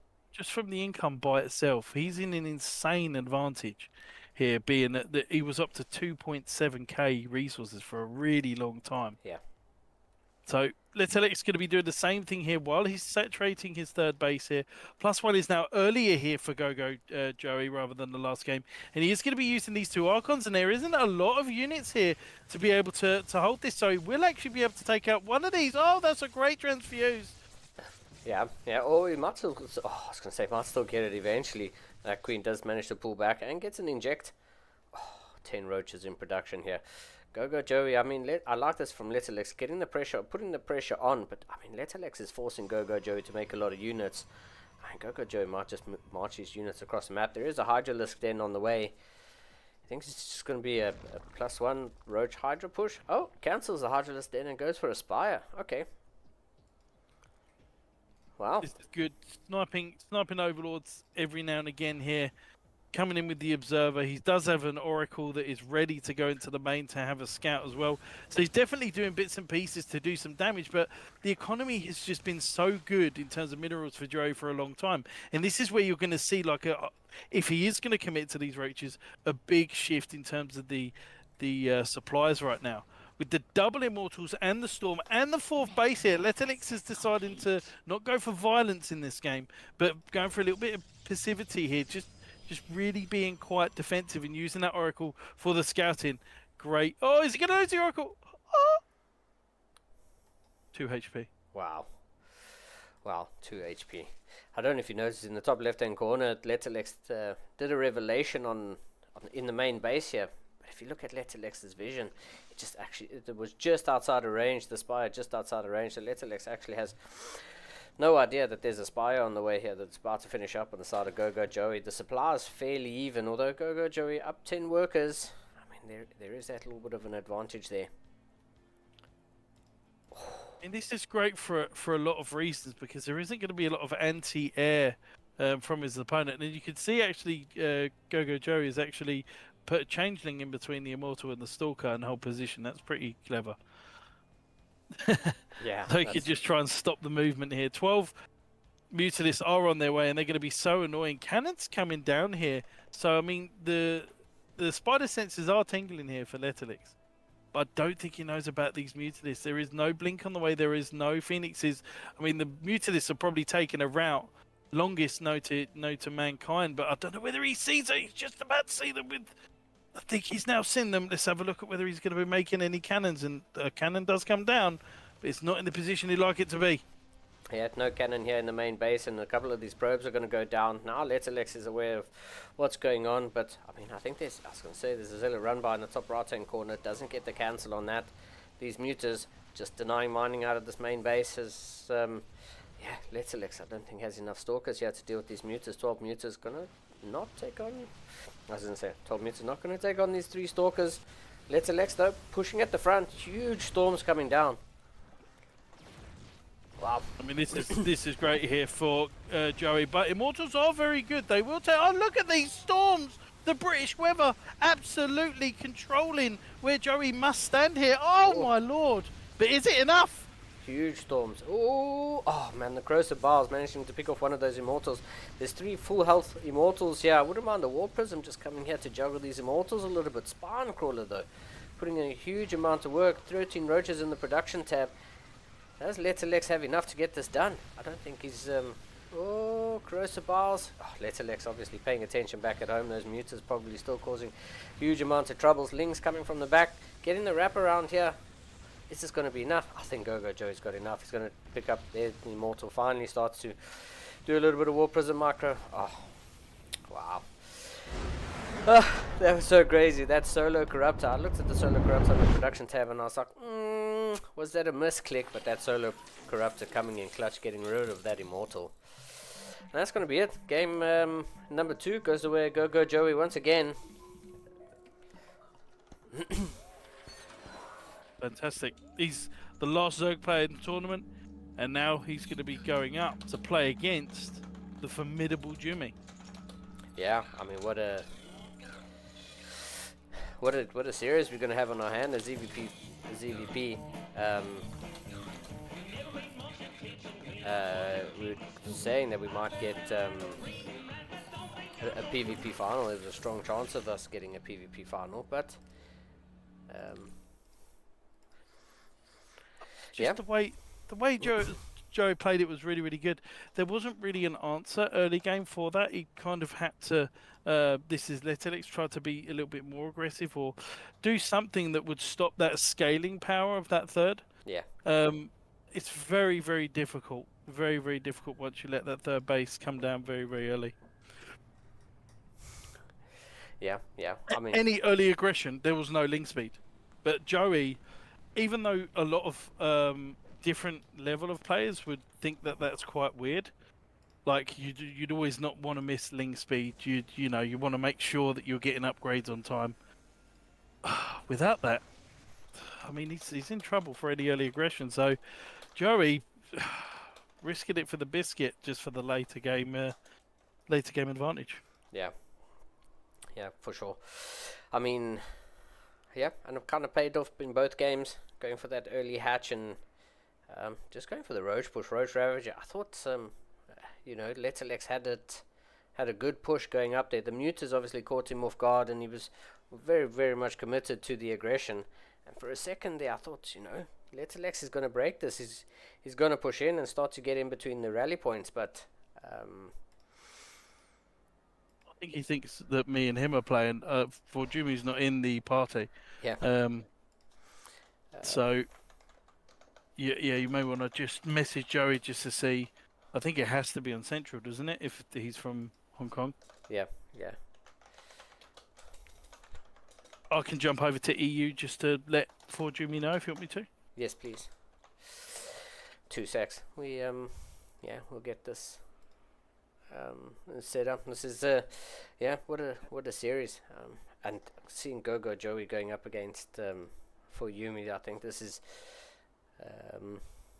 probably one of the best finals we could look for. This is going to be a real banger. A fantastic PVZ from quite an unorthodox opening from Joey. But if Forjumi's been watching, I'm pretty sure there are a lot of things that you can do to punish that very early on.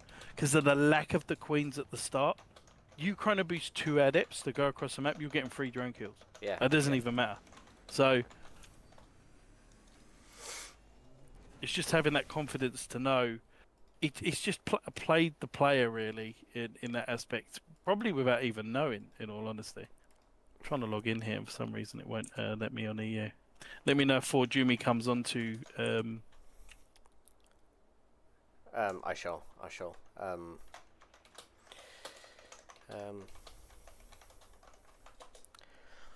Yeah. So that was a power PVZ or ZVP, I guess, which way you're looking at it. I'm gonna get another one here. Yumi though is a whole different beast though, and I think between the two of them we're gonna get we're gonna get a final for the ages. When we had the Esports World Cup yesterday, that was pretty amazing. We have Yumi going up against Gogojo in the final here, which is, I mean, just as great. He jumped onto NA, has he now? I think so. Gogojo says they're vetoing. Okay, fine. Okay, I'll jump back onto America. Oh, great. He messaged me at first, so I was like, yeah, that's not a good idea. I mean, my DVDs are right. Yeah. I definitely will not be participating, man. Thank you. That would not be worthy of the viewers. We would lose them very quickly. I'll jump back on yeah, there we NA go. as well. Yeah, Yumi's just joined.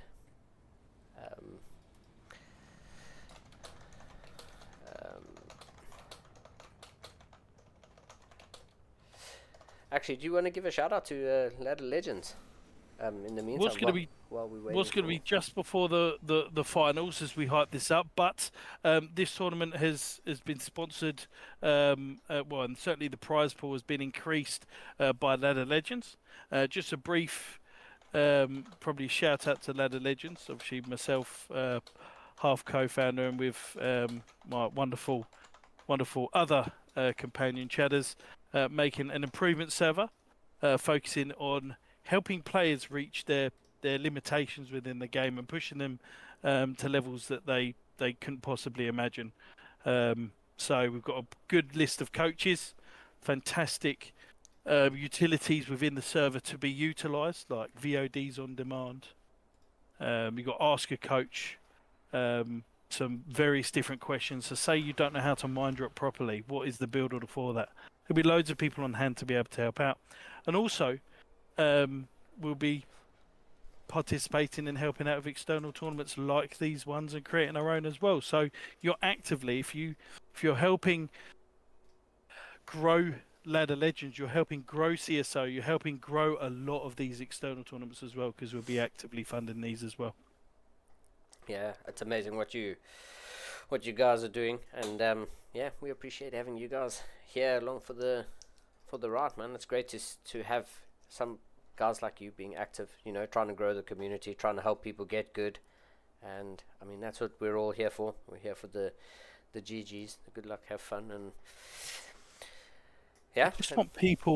We just want people that when there's a lot of demand online for people that need help and need updated information, updated guides and builds, and we believe we're the answer. So I'm just so excited. I mean, we're going live at the end of this month, and it's just going to be such a great community and an improvement spirit. I don't think that a lot of other Discords will be able to compete with the likes of that. I really do. I really am excited, Lingland. I'm not going to lie.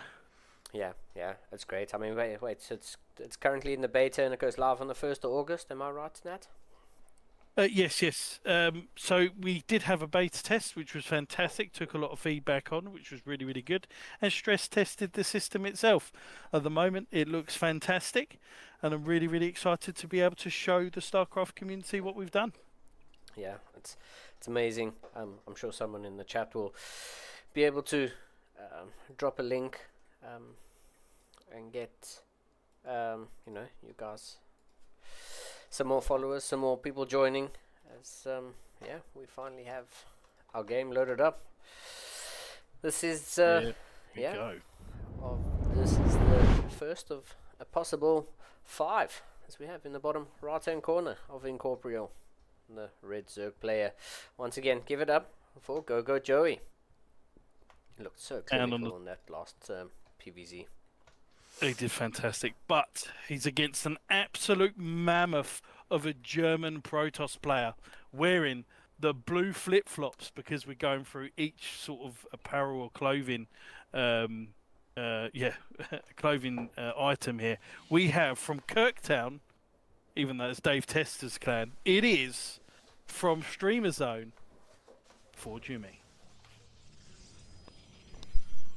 I really do think that for Jimmy will give a different aspect in this game. Now, will Joey do the same thing that he did last game? Maybe he believes he's got the secret sauce to PvZ. But if I know for Jimmy, and I know for Jimmy quite well, playing him on ladder and seeing him on his streams, he's very aggressive. He's a very momentum-based player. Yeah, very, very momentum-based player. I don't think he will let him certainly trick him twice. Yeah, we'll see if For Yumi can get that going, or if Go Joey can just play that, traditional Zerg role of just being super reactive, just being there in your opponent, or deflecting everything that your opponent throws at you, and, come out on top. See if you can just manage to hold it together, and to the point where, you can actually... Oh, he's going to go for a very quick third hatch again. I think different heroes for Jimmy actually saw that drone go leaving, towards yeah. that third base as well. So if he does go for this second gateway, which there is space to make a second gateway here as part of the wall, he could actually go for quite a few adepts with an oracle. And I don't think there's much that Joey can do about it. It depends on how he wants to do this. Is he going to chrono boost the first and the second adept? This is going to be really, really important here. Does he pretend to go for warp gate or not? This is all on for Jimmy to try and punish, or to try and be even more greedy with this information that he's got. Yeah, let's see. First adept getting chronoed now. Is the second one going to get the same treatment? There it is. There we go, baby. He knows he wants to try that aggression. He knows that there could be a really early third here, so he's going to be really... Is that going to be rallied across the map? Of course it is. Jimmy, at the moment, is going to be playing versus a player. 100% here. 6 Zerglings at the moment in production here, because the Overlord, guess what? The Overlord sees that the second adept is being chrono boosted. Go Joey knows exactly what's happening.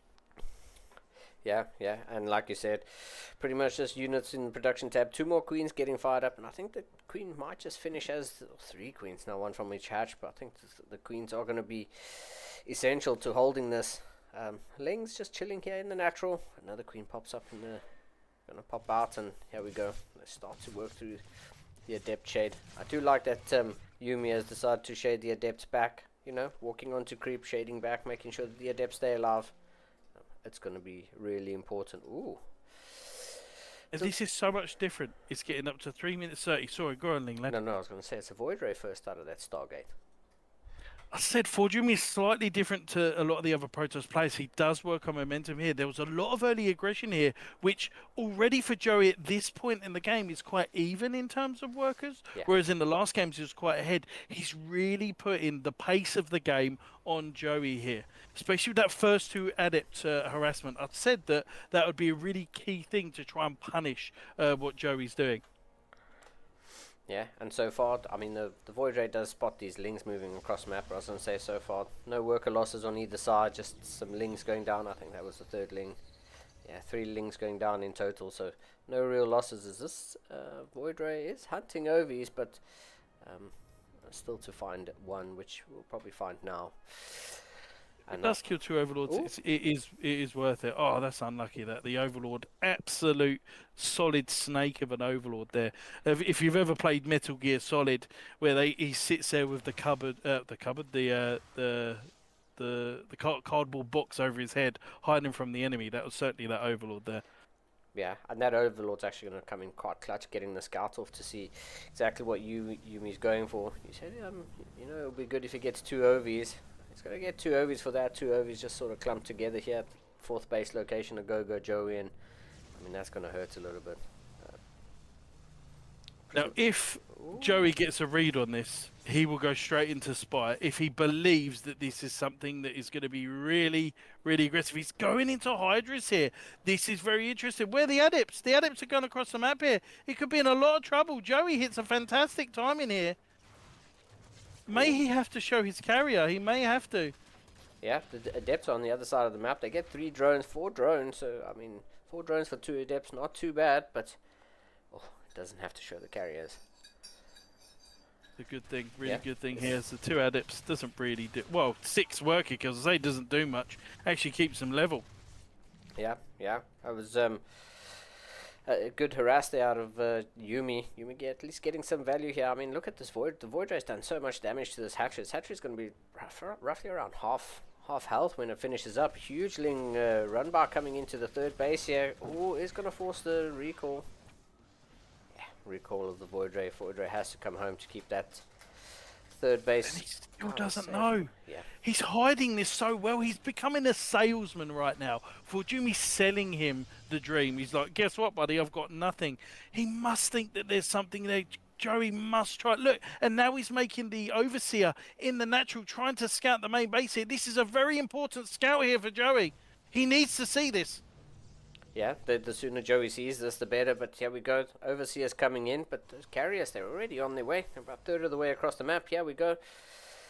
Now the scout comes in. Go, Joey. I mean, he has been making Hydralist production. 7 more in the production tab. How many do we have right now? 7 on the field. So he knows that carriers are on the way. Carriers have taken out the Ling that was pretty much at the watchtower. But here we go. Huge Ling run bar coming in. Going to take out a couple of these Zealots. Where are the Hydras? Hydras are moving across the map. I don't know if that's the right call. Oh, everyone on a little bit of a move command. Carriers and Hydras. Here we go. Queens are going to try to do a little bit of a defense here. One of the Queens gets taken out, but go Joey. Pulling the trigger on the other side. There's a lot of units here. I mean, Forjumi's going to lose all of this 3rd base and this mining if he doesn't watch out here. But he does have 1 carrier in the dream here. He's going to be able to warp in a lot of units. There's so much damage coming over the other side of the map, but there's also damage to Forjumi's work account, to Forjumi's income as well. So it's going to be 2 base versus 3. Yeah, both players just committing to the other side. There's 3 carriers that are now moving up into the main, and I think Go Joey might be in a little bit of trouble. Spire's almost done, but it's not yet. I mean, there's 1 Spore Crawler in each mineral line, and yeah, that Spore Crawler is going to put up a little bit of a fight, but not too much. Yeah, Go Joey committing to the other side. Double carrier here defensively. Oh, and a Tempest. Going to be so much damage going to be done here. If he's able to kill all of the workers in this natural as well, I mean, Joey's supply is just going further down. 18, 19, almost 20 workers now coming down here. Forjumi's now completely turning this game on its head. I mean, what have you got to deal with the carriers? Absolutely nothing. As a mothership core is starting. What's going on? Yeah. I mean, these Hydras come back eventually, and I mean, they're going to slowly start to work through this, but the Spire's getting targeted down here by Yumi. Yumi going to be able to take out more workers here. Hydralisks are just fighting these interceptors at the moment as more units go down. Okay, Corruptors do eventually pop up, and they're going to get 1 carrier. Oh, a few shots on the Hydralisks, but the amount of damage that Yumi has done, Yumi's in a much stronger position here than Go Joey. Very hard tongue twister that, but we do have 4 carriers here. We do have a Tempest somewhere. I can't even see where it's gone. Is that Tempest dead? Where is it? No, hanging with the 4 carriers. Oh, it's hiding. Yeah, hanging. But the Corruptors going across the map. They are just going to slowly start to get through these carriers. Oh, shield he back. has to jump on these carriers right away, otherwise these carriers are going to, just put forward their momentum. Oh, Forjumi is so close to just losing all of his air units. There's nothing to do with the Hydras. Linglad, is this going to go to the first game to Joe? What's going on? What is going on? Yeah, that's just what I was trying to say. Like, these Corruptors just came across the map. There's no real tech here. The only thing that Go Joey can really make is Lings, 26 in production. But these Hydralisks and Corruptors, I think Go Joey's just got enough. There just seems to be enough on the ground. The Hydralisks putting in such a huge amount of work. All the air units have +2, but there's no air units left. Hydralisks and Corruptors now just hanging out at this 3rd base, and yeah. Next the first game. What is this? I mean, yeah, I thought, I mean, not even 2 minutes ago I said Yumi was in such a good position, but yeah, Go Joey, once again saying, for the second time this tournament, we've seen someone say, hold my beer, I'm going to go do whatever it is I'm going to do. And yeah, Go Joey, he's moving across the map. I don't know how many corruptors he got out. I think it was like 10 or 12 corruptors I saw on the production tab before that Spire went down. And I thought, oh, that's enough. Then when I saw the 4 carriers and Tempest back at home, I was like, maybe. But, Yumi just not having enough to deal with those corruptors just right-clicking down the carriers one at a time. And maybe those interceptors were, trying to fight the Hydras or the Lings or something and not actually focusing on the corruptors. But that's kind of how it goes. The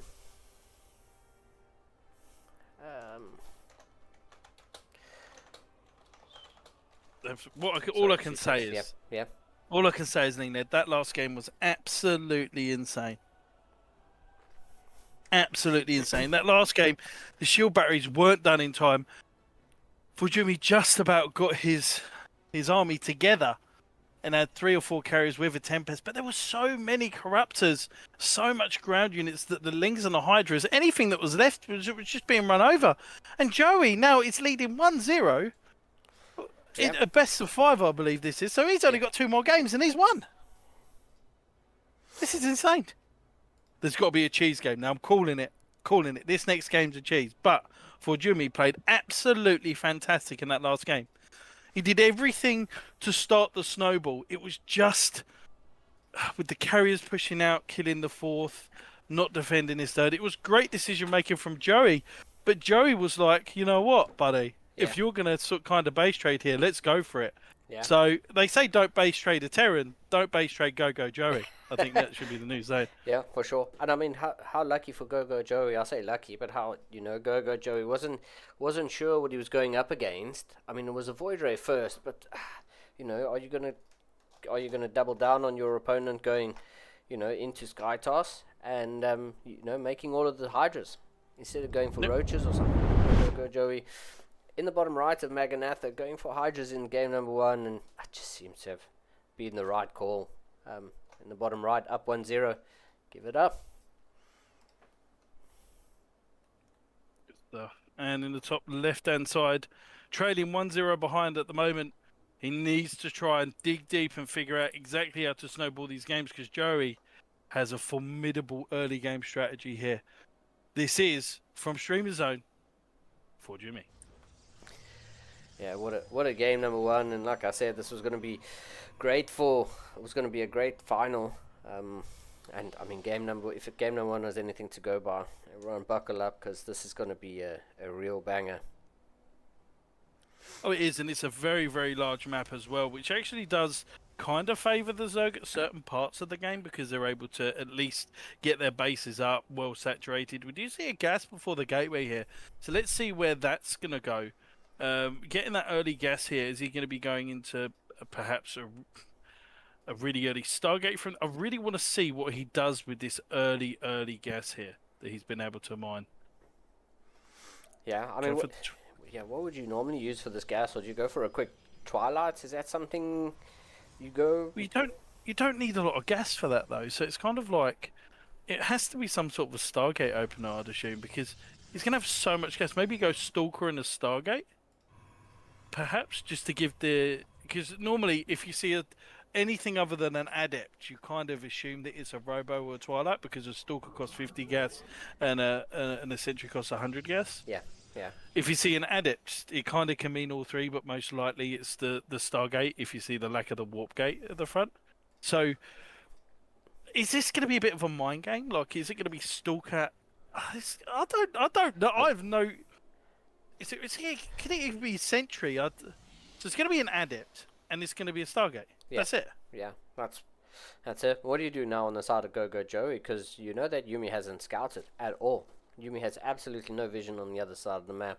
I mean, Yumi probably has a good assumption that Go Joey's going to go for a fast 3rd hatchery, but in Go Joey's seat, you know that your opponent doesn't know what you're up to. Has no vision on your side of the map, and What do you go for? Do you go for some aggression and punish your opponent for not scouting, or do you just play out? Because Gogo Joe played that game really well, not having the full information and still making the right call. He must be feeling very good going in here into game number 2. I really like the approach that Forjumi had in the last game. I feel that if he played standard, I think he would be even in a better position there. Yeah. But right now, again, he's going for this Void Ray. Again, he's going for extra adepts. So it looks like he's just going to keep making the adepts here. He's kind of expecting his opponent to play standard here, when he's really not. Maybe he's making an extra couple of gateway units here to do some more aggression with these adepts, maybe to the third base instead. But going for this Void Ray here, unless he switches straight up into a Twilight. Yeah. I can't really see.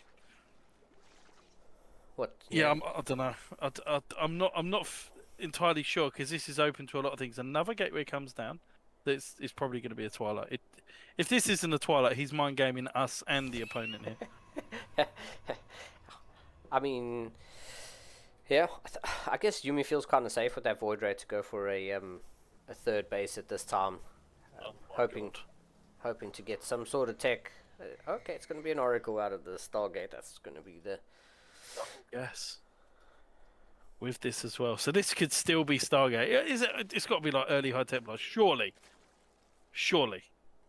Yeah. Oh, right, Robo comes down. Is it going Colossus? What is going on here? No idea. The only thing I know is +1 and Ling Speed are on the way for Gogo Joe, who I think is probably going to make a whole round of Lings and look to get some damage done on the other side. Maybe deny that third base. Scouting Ling on the bottom left-hand side. Picks up these adepts moving across the map. So, yeah, the Gogo Joe in an okay-ish position. Lair on the way, +1 Lings. So we'll see as these triple adepts come into the natural. Oh, they're heading to the main. They head to the main and they decide they're going to cancel the shade. They do manage to pick off a couple of creep tumors, and that's going to be really important, I think, as this game goes on. If we get into like the sort of late mid-game type, denying this creep for Yumi is actually going to be really important, because, yeah, there's a robotics support bay, or the robotics bay on the way for Yumi. That's crazy. That's crazy. I think even with map hacks, I could only just figure out roughly what he's doing. Whilst playing against him, I'd have absolutely no idea. This is pretty insane. Oh, the wall is open. Oh. Yeah, manages to close that. A critical mistake. Yeah, manages to close that door just in time. Stop this Ling run by coming in here. Oracle just hovering around this fourth base. Yeah, neither play being super aggressive at the moment, but yeah, Gogo Joey in an okay position. Roach Warren coming online, so I think Gogo Joey is just not sure exactly what Yumi's up to, and is building a Roach Warren just to be a little bit, or to have that ability to just build some tanky units to help the defense. But infestation pit on the way. Do you think he's going to go for a quick hive here? I mean, it's not super quick, but you know that's going to be.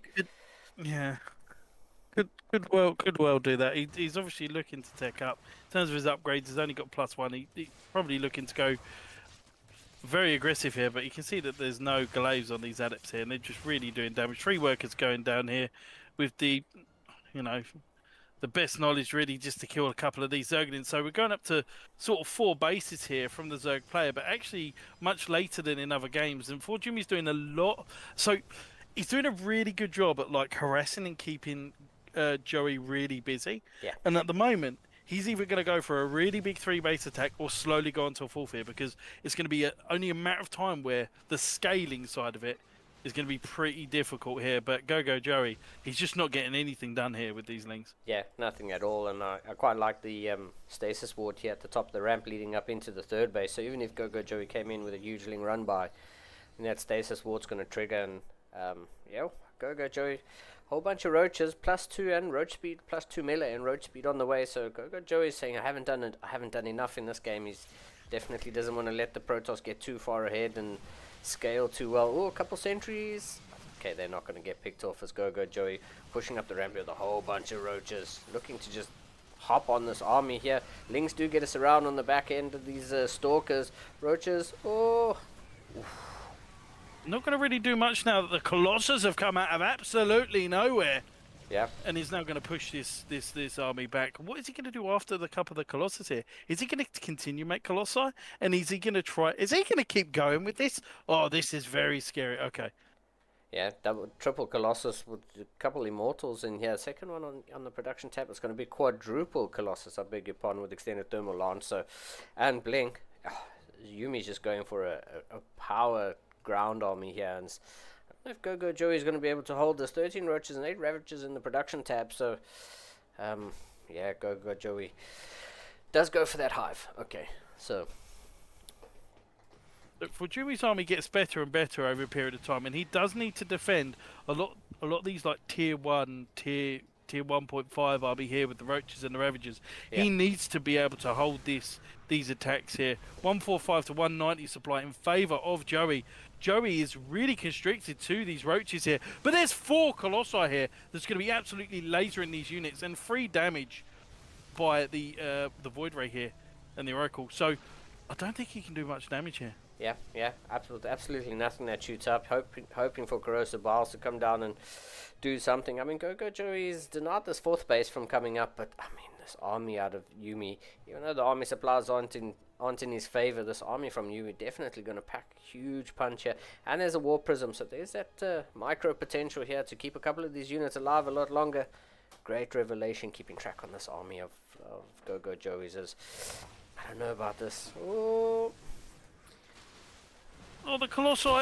Oh, one Colossi goes down before the fight even really kind of happens here, but the Colossi are in the back here, absolutely mowing down these Roaches. There's 2 Immortals. They're completely disintegrated. They're almost evaporating. But 199 supply is just remaxing with Roaches here. Yeah. Go Joey just remaxing with the tankiest units he has at the moment. He knows he just needs to just keep sustained damage on this army, and eventually, he'll be in a much better position. Just needs to hold on, I guess, Joey, at the moment. More Roaches, 4 Lings in production, Tunneling Claws and Burrow on the way. So, I mean, you think Go Joey's just going to try to sneak up underneath this army and, pounce on the entire thing. You're trying to come at this army from 2 different angles, but... trying to jump on top of his army. Look at this complete surround here with the Roaches. Yep. As the Immortals get absolutely destroyed. Of that one Immortal. It's still alive, actually. It's still alive. How close is this fight? Yeah. Because all the Roaches are still disintegrating, but for Jeremy, he's trying to spread his army out. What control is that? That's insane. Yeah, great control there by Yumi. Even moving that Void Ray away to not get Corrosive Bile down, as that Void Ray is pretty much just tanking free damage, or just dishing out free damage at the moment. This army, I can't believe this army is still standing here, and two Disruptors have shown up. A couple of Purification. Well, Purification Nova goes off and forces Go Joey to back off, but the supplies are only 40... Oh, good control there by Go Joey. Also letting that Purification Nova whiff.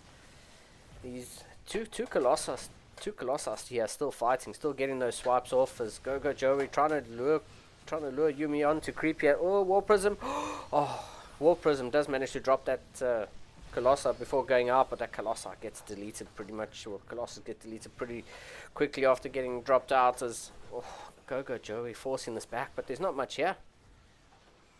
How on earth is it? The control from both players is amazing. Fortunately for Joey, he does have the economy to keep pumping out these units. So every time he does a great trade, it's only going to be helping him. For Jimmy is basically running on fumes, as we do see these Roaches sliding right underneath these units here. You can actually see it from Forjumi's side. He can see the Roaches underneath. I think he actually sees them. Yeah, he must be. The way he's tracking this movement. He does have a cannon in the 3rd base, but he doesn't have any detection in... Ah, he does now. That was fantastic.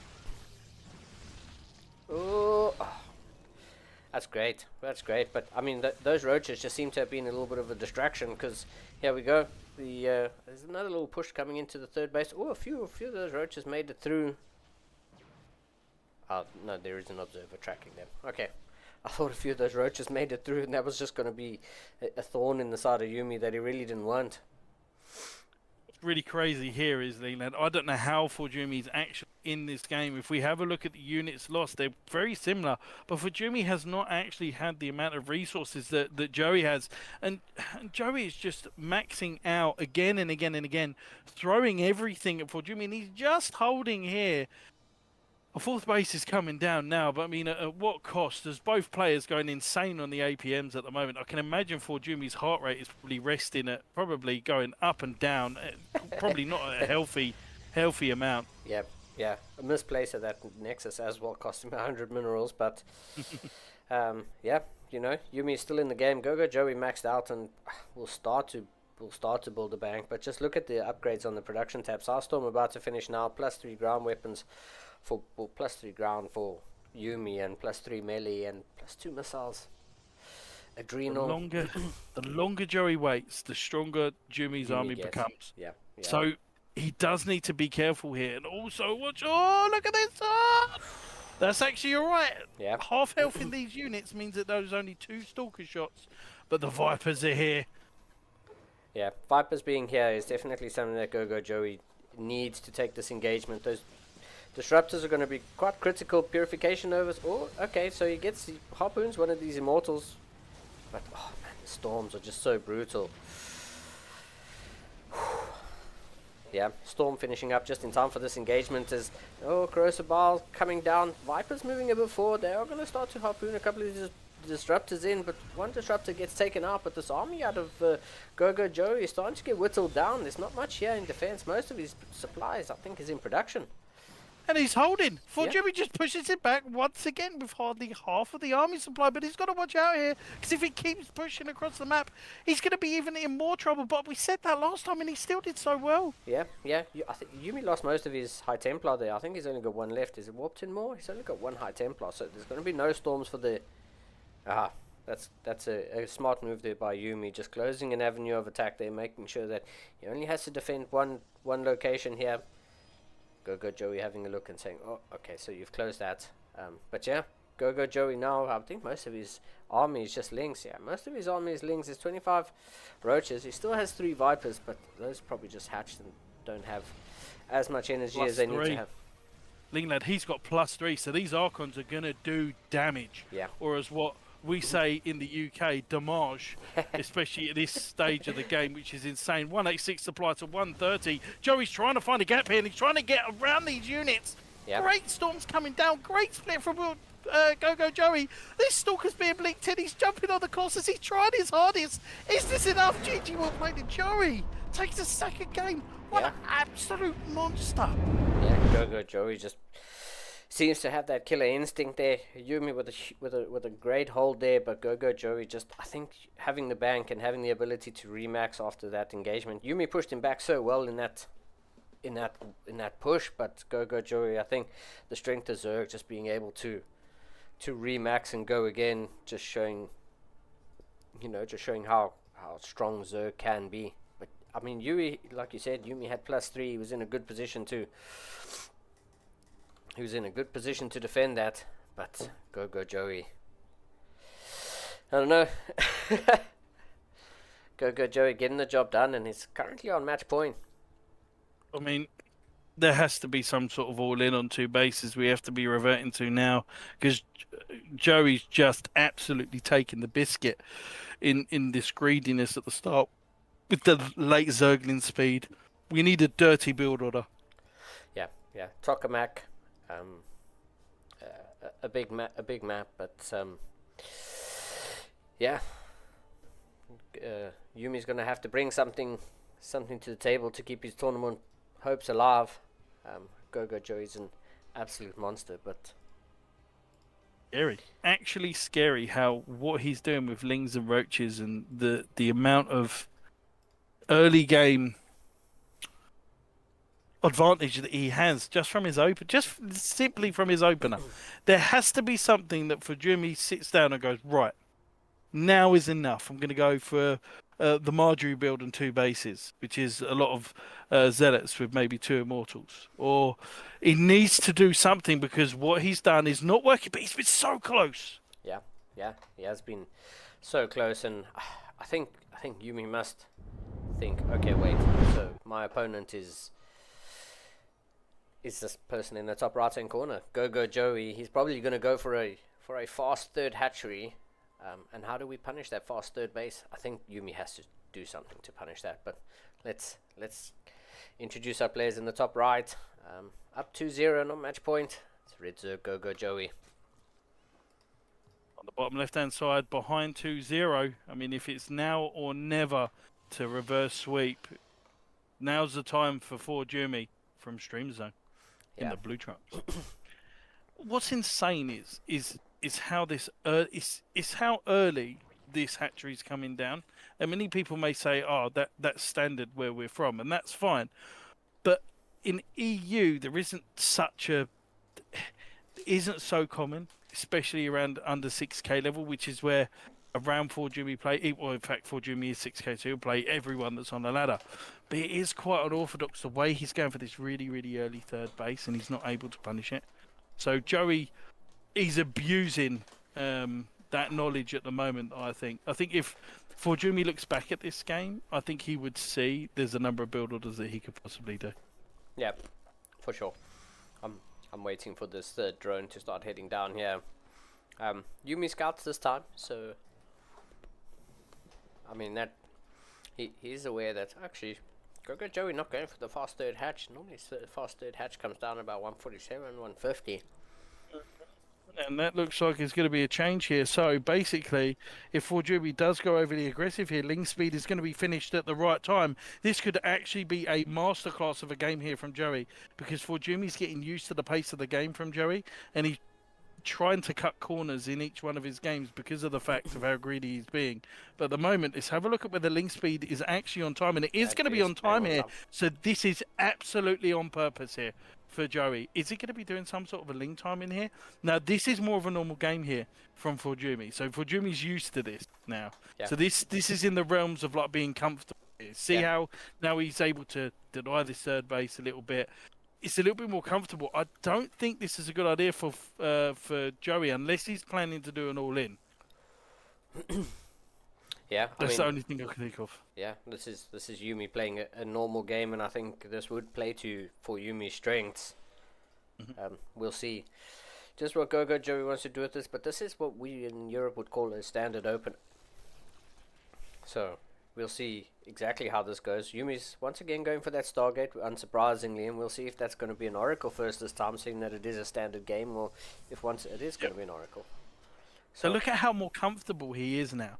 Now, Joey's not going to be able to outscale as fast as he is before, and he's going for the extra 2 queens as well. So he's expecting something more aggressive here from Forjumi. So Joey's actually opening up as if Forjumi's going to be so aggressive in this last game as if he's got nothing to lose. But that discipline from Forjumi here of just continually opening up the same way is actually going to help him throughout the game here, which is really, really good, because once you get used to how someone plays and they switch up things up like this, the timings get a little bit different, so you can get caught off quite easily. Yeah, for sure. For sure. And, yeah, I quite like how this is panning out for a Game 3. Lings are going to come in, but the third base comes down. Had a good time for Yumi. Oh, look at that control out of Go Joey. Building this ball, keeping that drone alive, but that drone, low HP, is going to to the natural. Yeah. Yumi gets the kill and gets a second drone. A lot of HP. That's brilliant. Now we see for Yumi, you see how different the game is now. It's a lot different than what it was in the last game, because already this third base would be practically droned up by now. But now it's a little bit less scaled. We do have the Void Ray coming out. We have the third base. 2 extra gases coming down. So again, he could go for the extra Stargate here. But he's going for the Twilight Cancel and the Forge. So it's going to be very similar to the second game. However, I think he's probably going to open up with Storms now instead of maybe Colossi. Or he may choose to do the same thing. I don't really know. Again, this is a scenario where with this Twilight Council, whatever comes next is going to set the scene here. Yeah, for sure. For sure. And, Go Joey kind of just playing a standard game. And we'll see. There's 2 extra gases on the natural, 4 gases. Go Joey going up to 5 gases now. As, still no tech. Still sitting on just a spawning pool. Still only Lings and Queens here for Go Joey, who's... okay, now I'm going to throw down that Hydrolist Den. And, that Oracle getting the timing, getting the scouts on that Hydrolist Den as it goes down. See how different the game is just because he's playing standard. It's insane, isn't it? Yeah. 4 workers going down, 5 workers going down, 6 workers going down. Forjumi is in his element right now. Yeah, in a much better position than he was in Game 1. Even look at the control, pulling the the weaker adept to the back, and I mean those adepts are in the main base now, getting a couple extra kills. 10 workers going down. Yeah, for Yumi playing such a great game as the Void Ray pops up into the third base here. Gonna try to get a couple extras, but 3 queens gonna be able to shoot this Void Ray away. Oh, Oracle. I thought the Oracle was coming back into the natural. I thought, here we go, Yumi's all over him. It's like a rash. But Right, go kind of Joey. looks like my spidey senses were tingling. This is definitely going to be a big Hydra Ling all in here, and it doesn't even look like there's any upgrades here. So we're going to be looking at around about a sort of 6-minute 40 move out with a 7-minute push here, maybe even a couple of dropper lords with these queens. It's going to be a very strong push, but guess what? Storm is on the way. The shield batteries are on the way. The cannons are on their way. Forjumi is as prepared for this as you could possibly be. Yeah, for sure. Charge, Storm, and +1 might all just finish just in time for this this push, this Overlord, trying to drop some creep, trying to get the speed boost to get these units across the map just before all these upgrades come in. But, I mean, just look at this defense. There's cannons, there's stasis traps, there's shield batteries on the way. Yumi's in such a good position just to push this away, just to swat it away like a fly and say, you're in my game this time. It's game number 3. It's not over until it's over, and I'm not out yet. Although the supplies are in the favor of Yumi, but sorry, in favor of Go Joey. But Go Joey's the aggressor here. I think he's going to lose a lot of units with this push. It will be, but the quality of the units are just so much less than in other games here. And there's just not a lot of avenues to be aggressive here. Forjumi should be able to get into the next stages of the game once this push. If he holds this push, there are no upgrades here. There's no +1, and there is +1 for Forjumi as he's going into air upgrades after as well. How is he going to attack into Storm? I don't know. Does Zealot run by? Yeah, these Zealots heading up into the natural. I mean, Go Joe's got a few lings coming back. A few lings aren't going to do much to these Zealots. The whole army has to come back, and it is going to force a recall. Oh, how many? Okay, I think this is actually pretty huge. This is pretty huge. Yeah, this is Yumi's game for sure, and I think just the setup at this third base. Look how well defended that is. I mean, there's no. I told you, look at the meta. They love drops. They love Overlord drops. It's insane. It's absolutely insane. Look, on the left-hand side, this isn't over yet by a long shot. This is scary. That's what this is.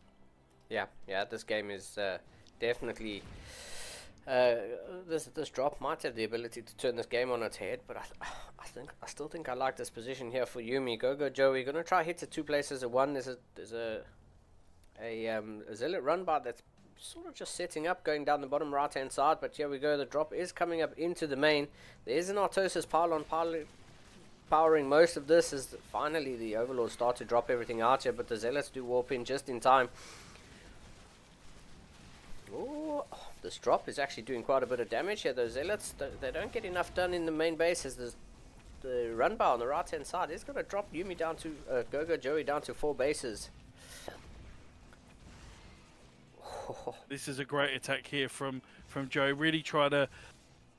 Oh, look at these storms as well. These are fantastic storms. There isn't really a lot of damage that he can do apart from this now. Oh, another great storm here. Another great storm. The British weather coming into force in this final game. Or perhaps potentially the final game. Hive on the way, +1 on the way. And finally, Forjumi gets to take this 4th base. Yeah, that run bar that took out the 5th base of Go Joey. You know, moves up into the 3rd base location, gets a couple extra drones there. I mean, Go Joey still has the drop. There is still the Overlords loaded up on the left-hand side here. What's in here? 7 Hydras and 8 Lings, so, I mean, it's not as strong as it once was, but there is a War Prism on the top side of the map. We'll see exactly if Yumi's going to warp in some Zealots, lift up that War Prism, and then head over again, because Go Joey is really committed here. It really needs to get some damage done, because I think Yumi, as the longer this goes on, the stronger Yumi's going to get. And yeah, I'm not too sure about this though for Go Joey. He tried to change it up in this game number 3.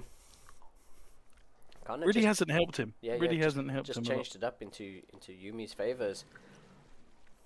The 5 Dropper Lords gonna load up and come in again, but Yumi's ready, man. Look at all these Stalkers waiting for these Dropper Lords to come back in.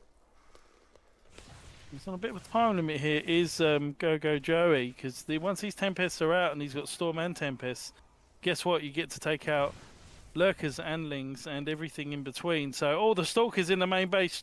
Yeah, he's not going to be going for that. Let's be honest. Yeah, Go Joey's got a lot of lurkers here, but I mean they just don't. They have seismic spawns, but they don't have the adaptive talents. But Yumi not going to engage into that, and Go Joey being forced to go all the way back home. Another 2 drones go down to Zealots at the 4th base. This War Prism is just going to chill here on the top side of the base, and oh, there's a drop happening. Oh, man, loads of storms happening here. Very easy defense here from for Jimmy here, as he's now in the first time in this series in a lead, in a position where he can actually take the fight, and that's because of the openings.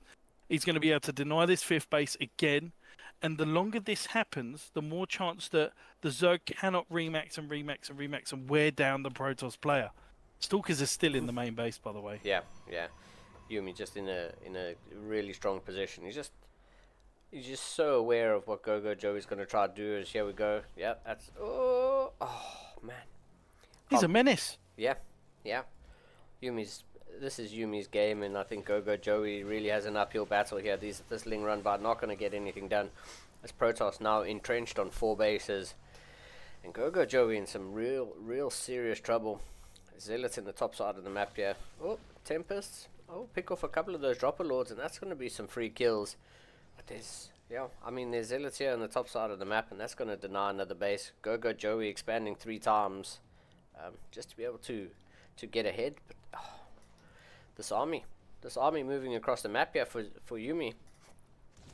How do you defend this as Go Joey? Good looking, very scary. He doesn't have the tools really to deal with the air army unless he walks into all of these lurkers. I don't really know how else he's going to be able to get back and scale into this game, because at the moment we've got Void Ray upgrades, we've got Blink Stalker upgrades, we've got +2 on the way for both air and ground. This is looking great for Fortumi as we go into the later parts of the game. There's nothing to kill the mothership. There's like 5 Hydras. Yeah, the storms on these lurkers are great, but a whole bunch of corruptors have popped out. I mean, when you've got how many? I think he's got like 5 Tempests now, something ridiculous. 6 Tempests. I mean, he's just going to be a slow death from here. There's no way to engage this army. You need fungals. You need a lot of spellcasters to be able to do something here. Yeah. And this is great for Fortumi going left and right, forcing him to move, forcing Joey to move these lurkers left and right. This is what you want to be doing here. Yeah, another base going down, and I think, yeah, you're right. This is just...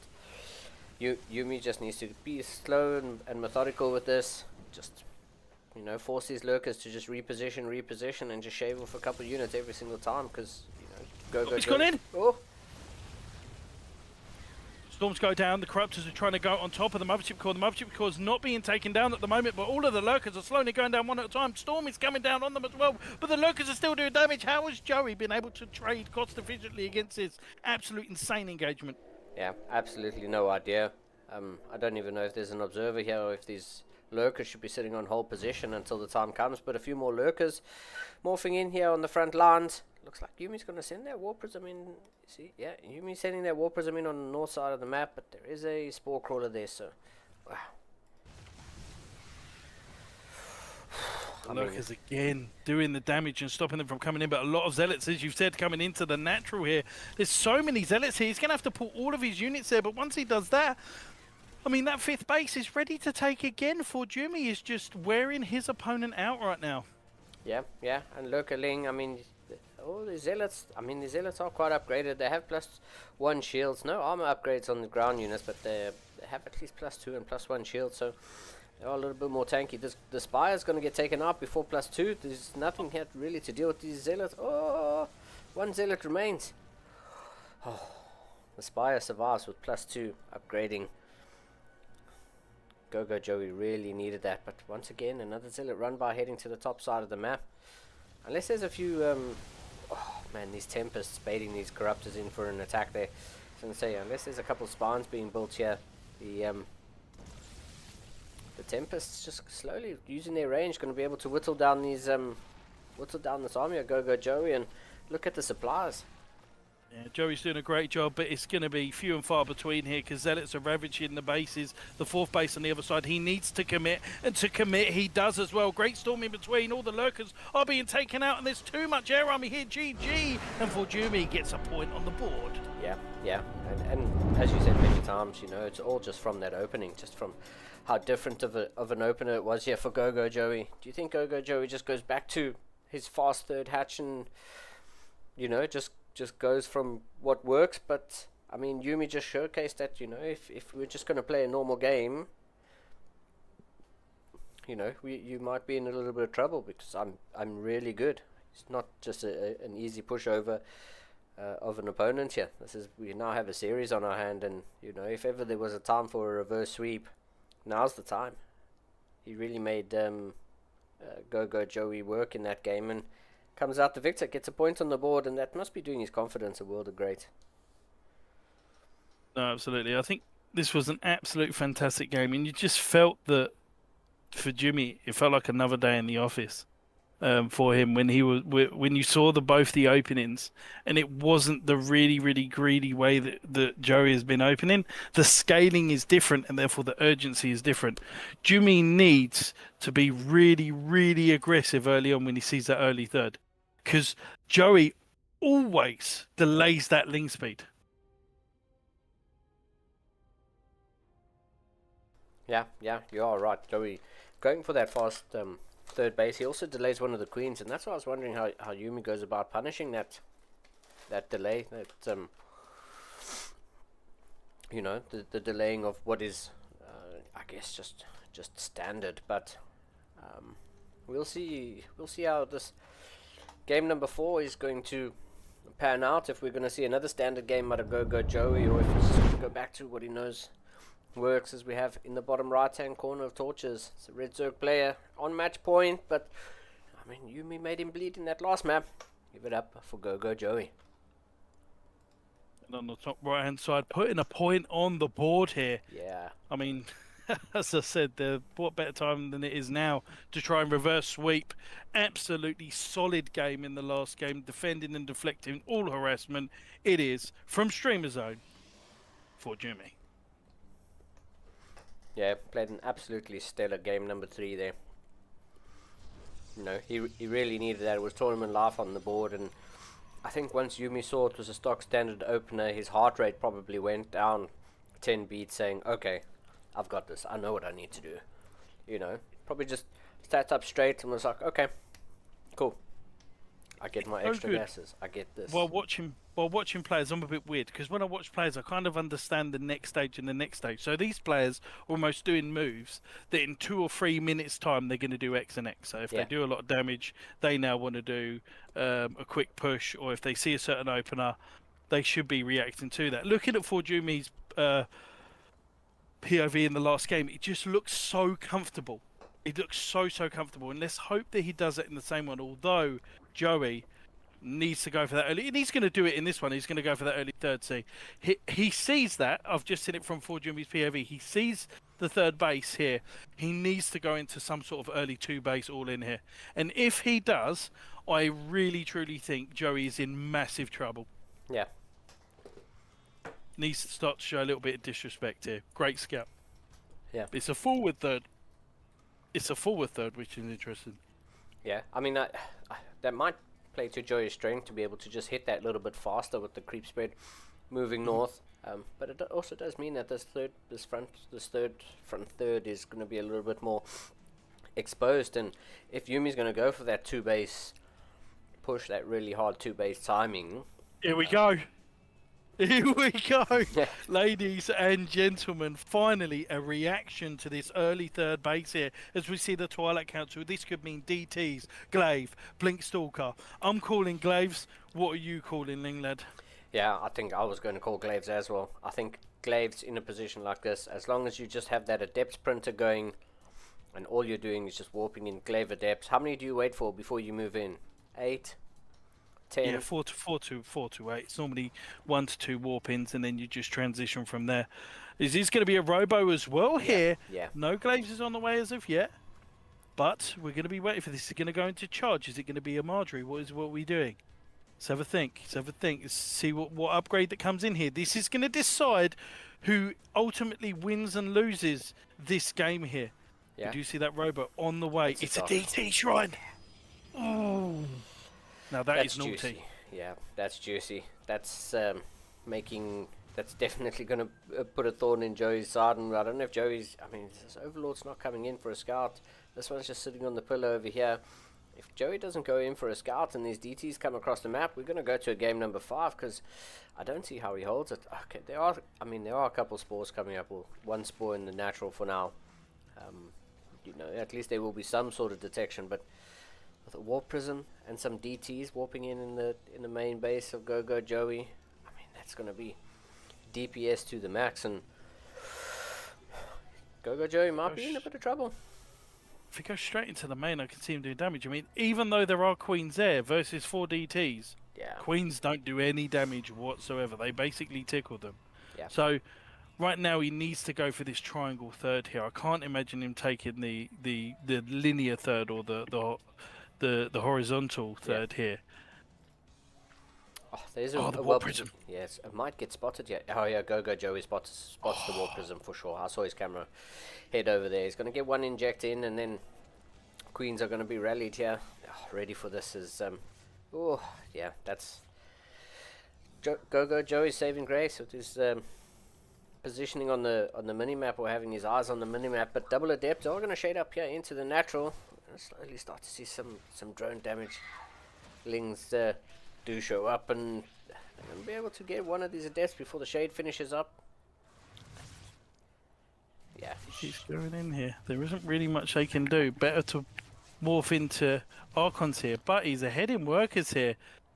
He's ahead in a lot of workers here for Jumi. Oh, he doesn't want to lose these. Oh, this is a huge mistake here if he's not able to kill this. Yeah, good transfusion on that. Good transfusion on that spore crawler. Even the drones getting pulled in to fight there. It's a nice cleanup. It's a cleanup that Yumi really didn't need to happen. Just diving on that spore crawler, but a clutch transfuse, keeping that alive as Go Joey now moving across the map. There's a full wall of... Well, no, there's not a full wall of... There's a zealot here. There's going to be a warping behind the zealot, because eventually that zealot's going to fall, but... Okay. He's going in again, don't worry. Yeah. He's going to be able to kill some workers here, and he is coming in with this warp prism to see if he can snipe this, and he's able to do that as well. There is no detection for the moment, but I think one piece of detection has been completed. Or is it not done yet? Yeah. No, is he going to lose this natural? Is this what's going to happen here? This spore crawler's just moved over. It's about to burrow itself as the DTs... Oh, DTs managed to get out of there. Their warp was improving in clutch, but...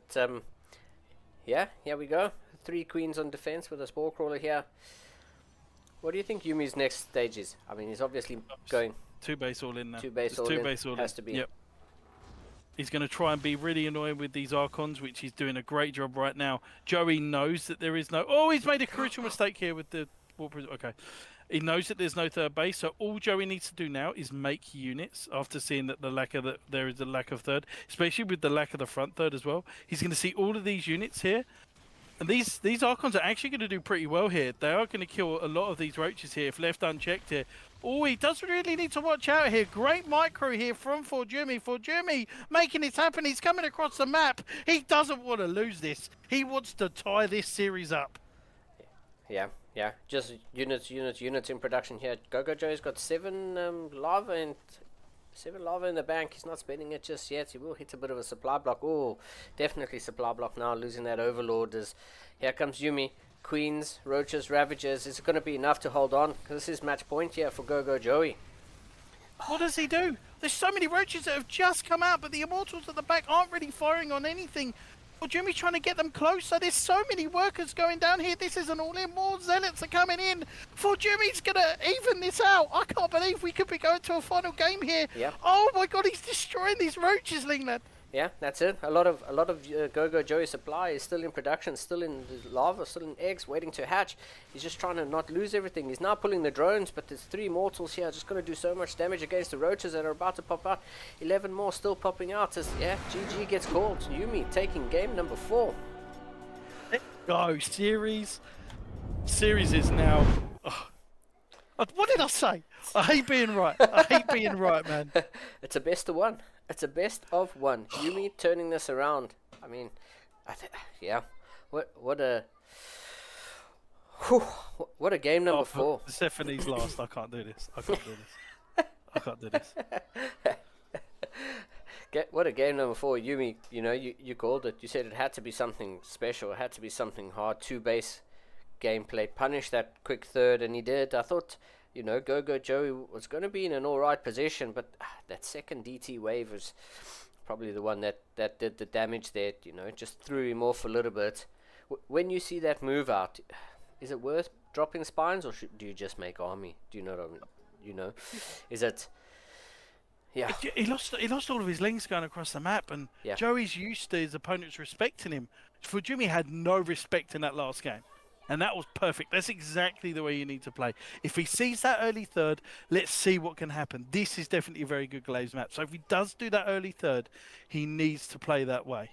Fujimi has now figured out how to deal with that really early third, and that is huge, and this will change the aspect of the series. If Go Joey plays normally, he loses to Fujimi playing normal macro. Now if he plays for the early third, Fujimi knows how to be very, very aggressive. Yeah, and I guess the Go Joey's learning from that game is if as soon as he scouts his opponent's not going for a third, and he's definitely not going for a third, make army, make sure that you don't die to whatever your opponent is going to throw at you. But as we have in the top left hand corner of Persephone,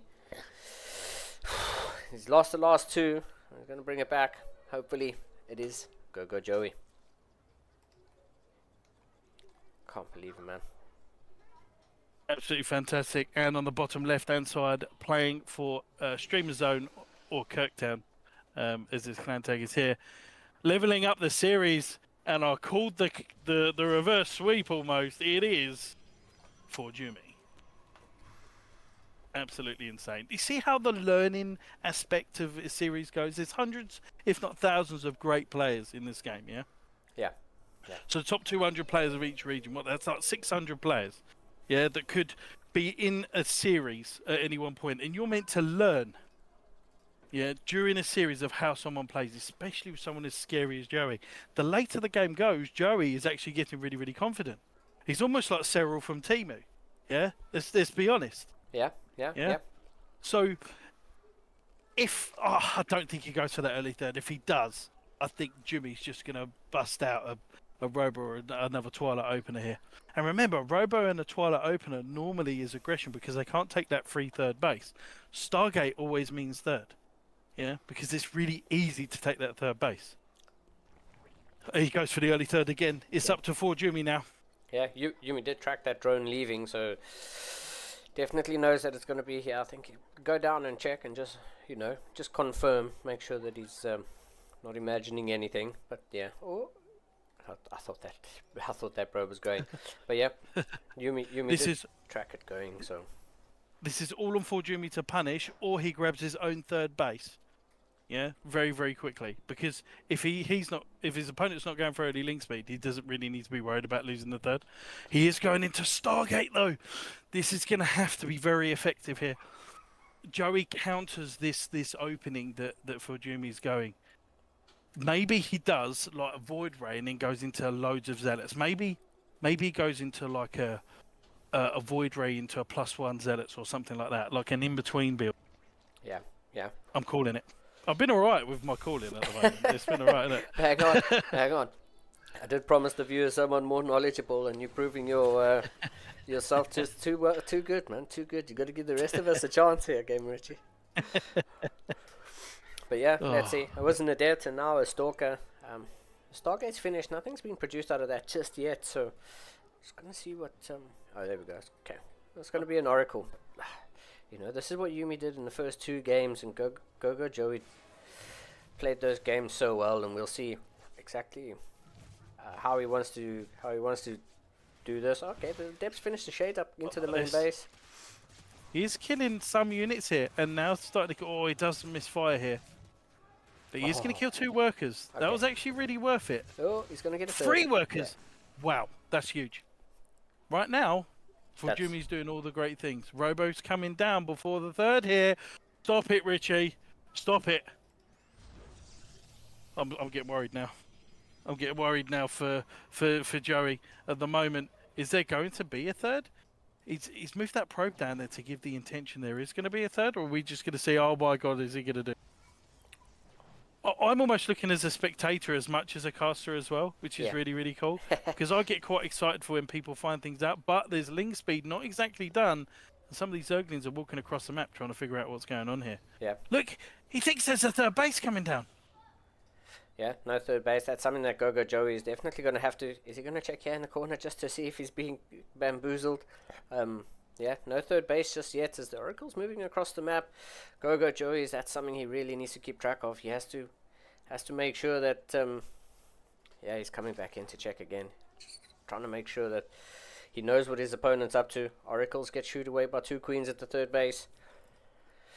This is a tight moment. This game number 5. This is all the cards are on the line. Adepts do finish their shade going up into the main base here. Oh, how many drones is going to get? 1 so far. It's huge. This is so huge. All the lost mining time here. 3 workers go down. 4 workers going down. 5 workers going down. Forjumi has the secret source at the moment, and he's doing such a good job as the Oracle goes into the third base as well. Forjumi, what has happened to him? He's turned into an absolute killing machine, but right now he's on 2 bases for a really long time. Great scout for Joey here. What is he going to be doing? He's going to be doing some Archon harassment here, some Archon drops. So which is going to be really, really good. And there's nothing here for Gogo Joey apart from Queens. Yeah. There's absolutely no tech either. Gogo Joey is just sitting on Ling Queen at the moment. Do you think he's forgotten a Roach Warren? Do you think he's forgotten something? Some sort of tech? And because there's absolutely... There's just so many workers. There's just 14 workers, Lingland. Yeah. So he's going to have forgotten something, that's for sure. And right now, he's not killing the third. He's going in with the Archons here. The Archons is going to do a great job against Queens and Lings. And there's a Spire that's coming down. Let's add it in the natural. Yeah. What's going on? Yeah, I have absolutely no idea what Gogo Joey's done here in game number 5, but 6. Yeah, Gogo Joey's just lost it. He just absolutely lost it. For Yumi, just coming with the reverse sweep. Oh my god, look at that. Look at that change from Forjumi from the first game to the last game. What a fantastic player. What a great learning aspect for everyone watching as well. We saw how Forjumi just changed the way the series went on. Just with 3 Zealots in the main, the double Archons. Yeah, fantastic. I actually can't believe how Forjumi turned that around, because that was just Gogo Joey just looked so dominant in those first 2 games, you know, and then I guess it was just that momentum from game number 3. Yumi kind of just got into a groove and sort of said, okay, you know, if this is how we're going to play, game number 4 comes along and, you know, Yumi's got it. Takes us to game number 5 and I don't know, Gogo Joey kind of just lost it at the end there, just not being able to do whatever he wanted to do, and I guess just got outclassed in game number 5. It was a mixture of things. The double adept harass, which was great, which I said that the double adept harass would be great versus someone like Joey because he doesn't get any link speed. He kept on snowballing. As many workers as he was creating, he was actually losing half of them that he was creating, and he couldn't exactly scale like he did in the other games. With the double Archons and then the 3 Zealots almost coming in with the double Archons on the ramp, there's no way that he can get into the main to defend it. That's insane. Yeah, for sure. Yumi definitely learning, as we said a few times, definitely learning how his opponent's going to play and then making the correct decisions to punish that play. And ultimately, comes out on top. I mean, gets the reverse sweep in the final. And is this week's, you know, CSO Cup 83. He's the champion. Takes home, what's it, $40 I think Yumi takes home with a reverse sweep. It'll probably be the sweetest $40 he's ever made. And he gets 80 OSC points. So, yeah, first place $40. You know, double that of... Pretty huge. It's certainly good for buying himself some dinner later on, especially just as a reward. If he wanted to do that. I certainly would if I was in this position. Again, thanks to everybody for watching. Hopefully the VODs will be available for people to watch. So if you've missed you have missed some banging PvP and PvZ action, especially a lot of build orders that a lot of you guys would be very interested in, especially how Joey actually approaches ZVP. Yeah, that was pretty amazing. So, yeah, amazing. Thanks to everyone for watching. We gonna go try raid someone and continue the StarCraft love tonight. You know, shout out to Goblin for raiding us, and thanks to all of his viewers for sticking around. And yeah, we'll pass on the love, and thanks to Ladder Legends for helping to put this tournament on the map. You know, helping to keep CSO Cup going. And do you want to give us one more shout out for Ladder Legends? Yes, Ladder Legends is coming live at the end of the month. We are an improvement server, so if anyone wants to join, obviously we're going live then at the end of this month. We will have a link in the Discord as well. We're here for your improvement, and as you can see from some of the casting that's happened, not that we can tell the future at Ladder Legends, but we can almost have a look at what the gaps are in improvement, how we're meant to be approaching this game. So look, it's going to be a fantastic server. We've got coaches, we've got great content, we've got external tournaments. We're even, as Ling Lad have said, and the reason why the prize pool has increased is because of us at Ladder Legends. So look, we're going to be helping the community. We love the community, and just look, everybody have a lovely weekend. Yeah, amazing. Thanks for joining me, Gaming Richard. It's an absolute pleasure to have your knowledge here, and you know, your ability to predict the future. That's right. It's been amazing, and thanks to everyone for tuning in. We will see you in 2 weeks' time for the next edition of CSO Cup 84. I hope to see you all there. And from myself, Linglad, and everyone at CSO, thank you. See you soon.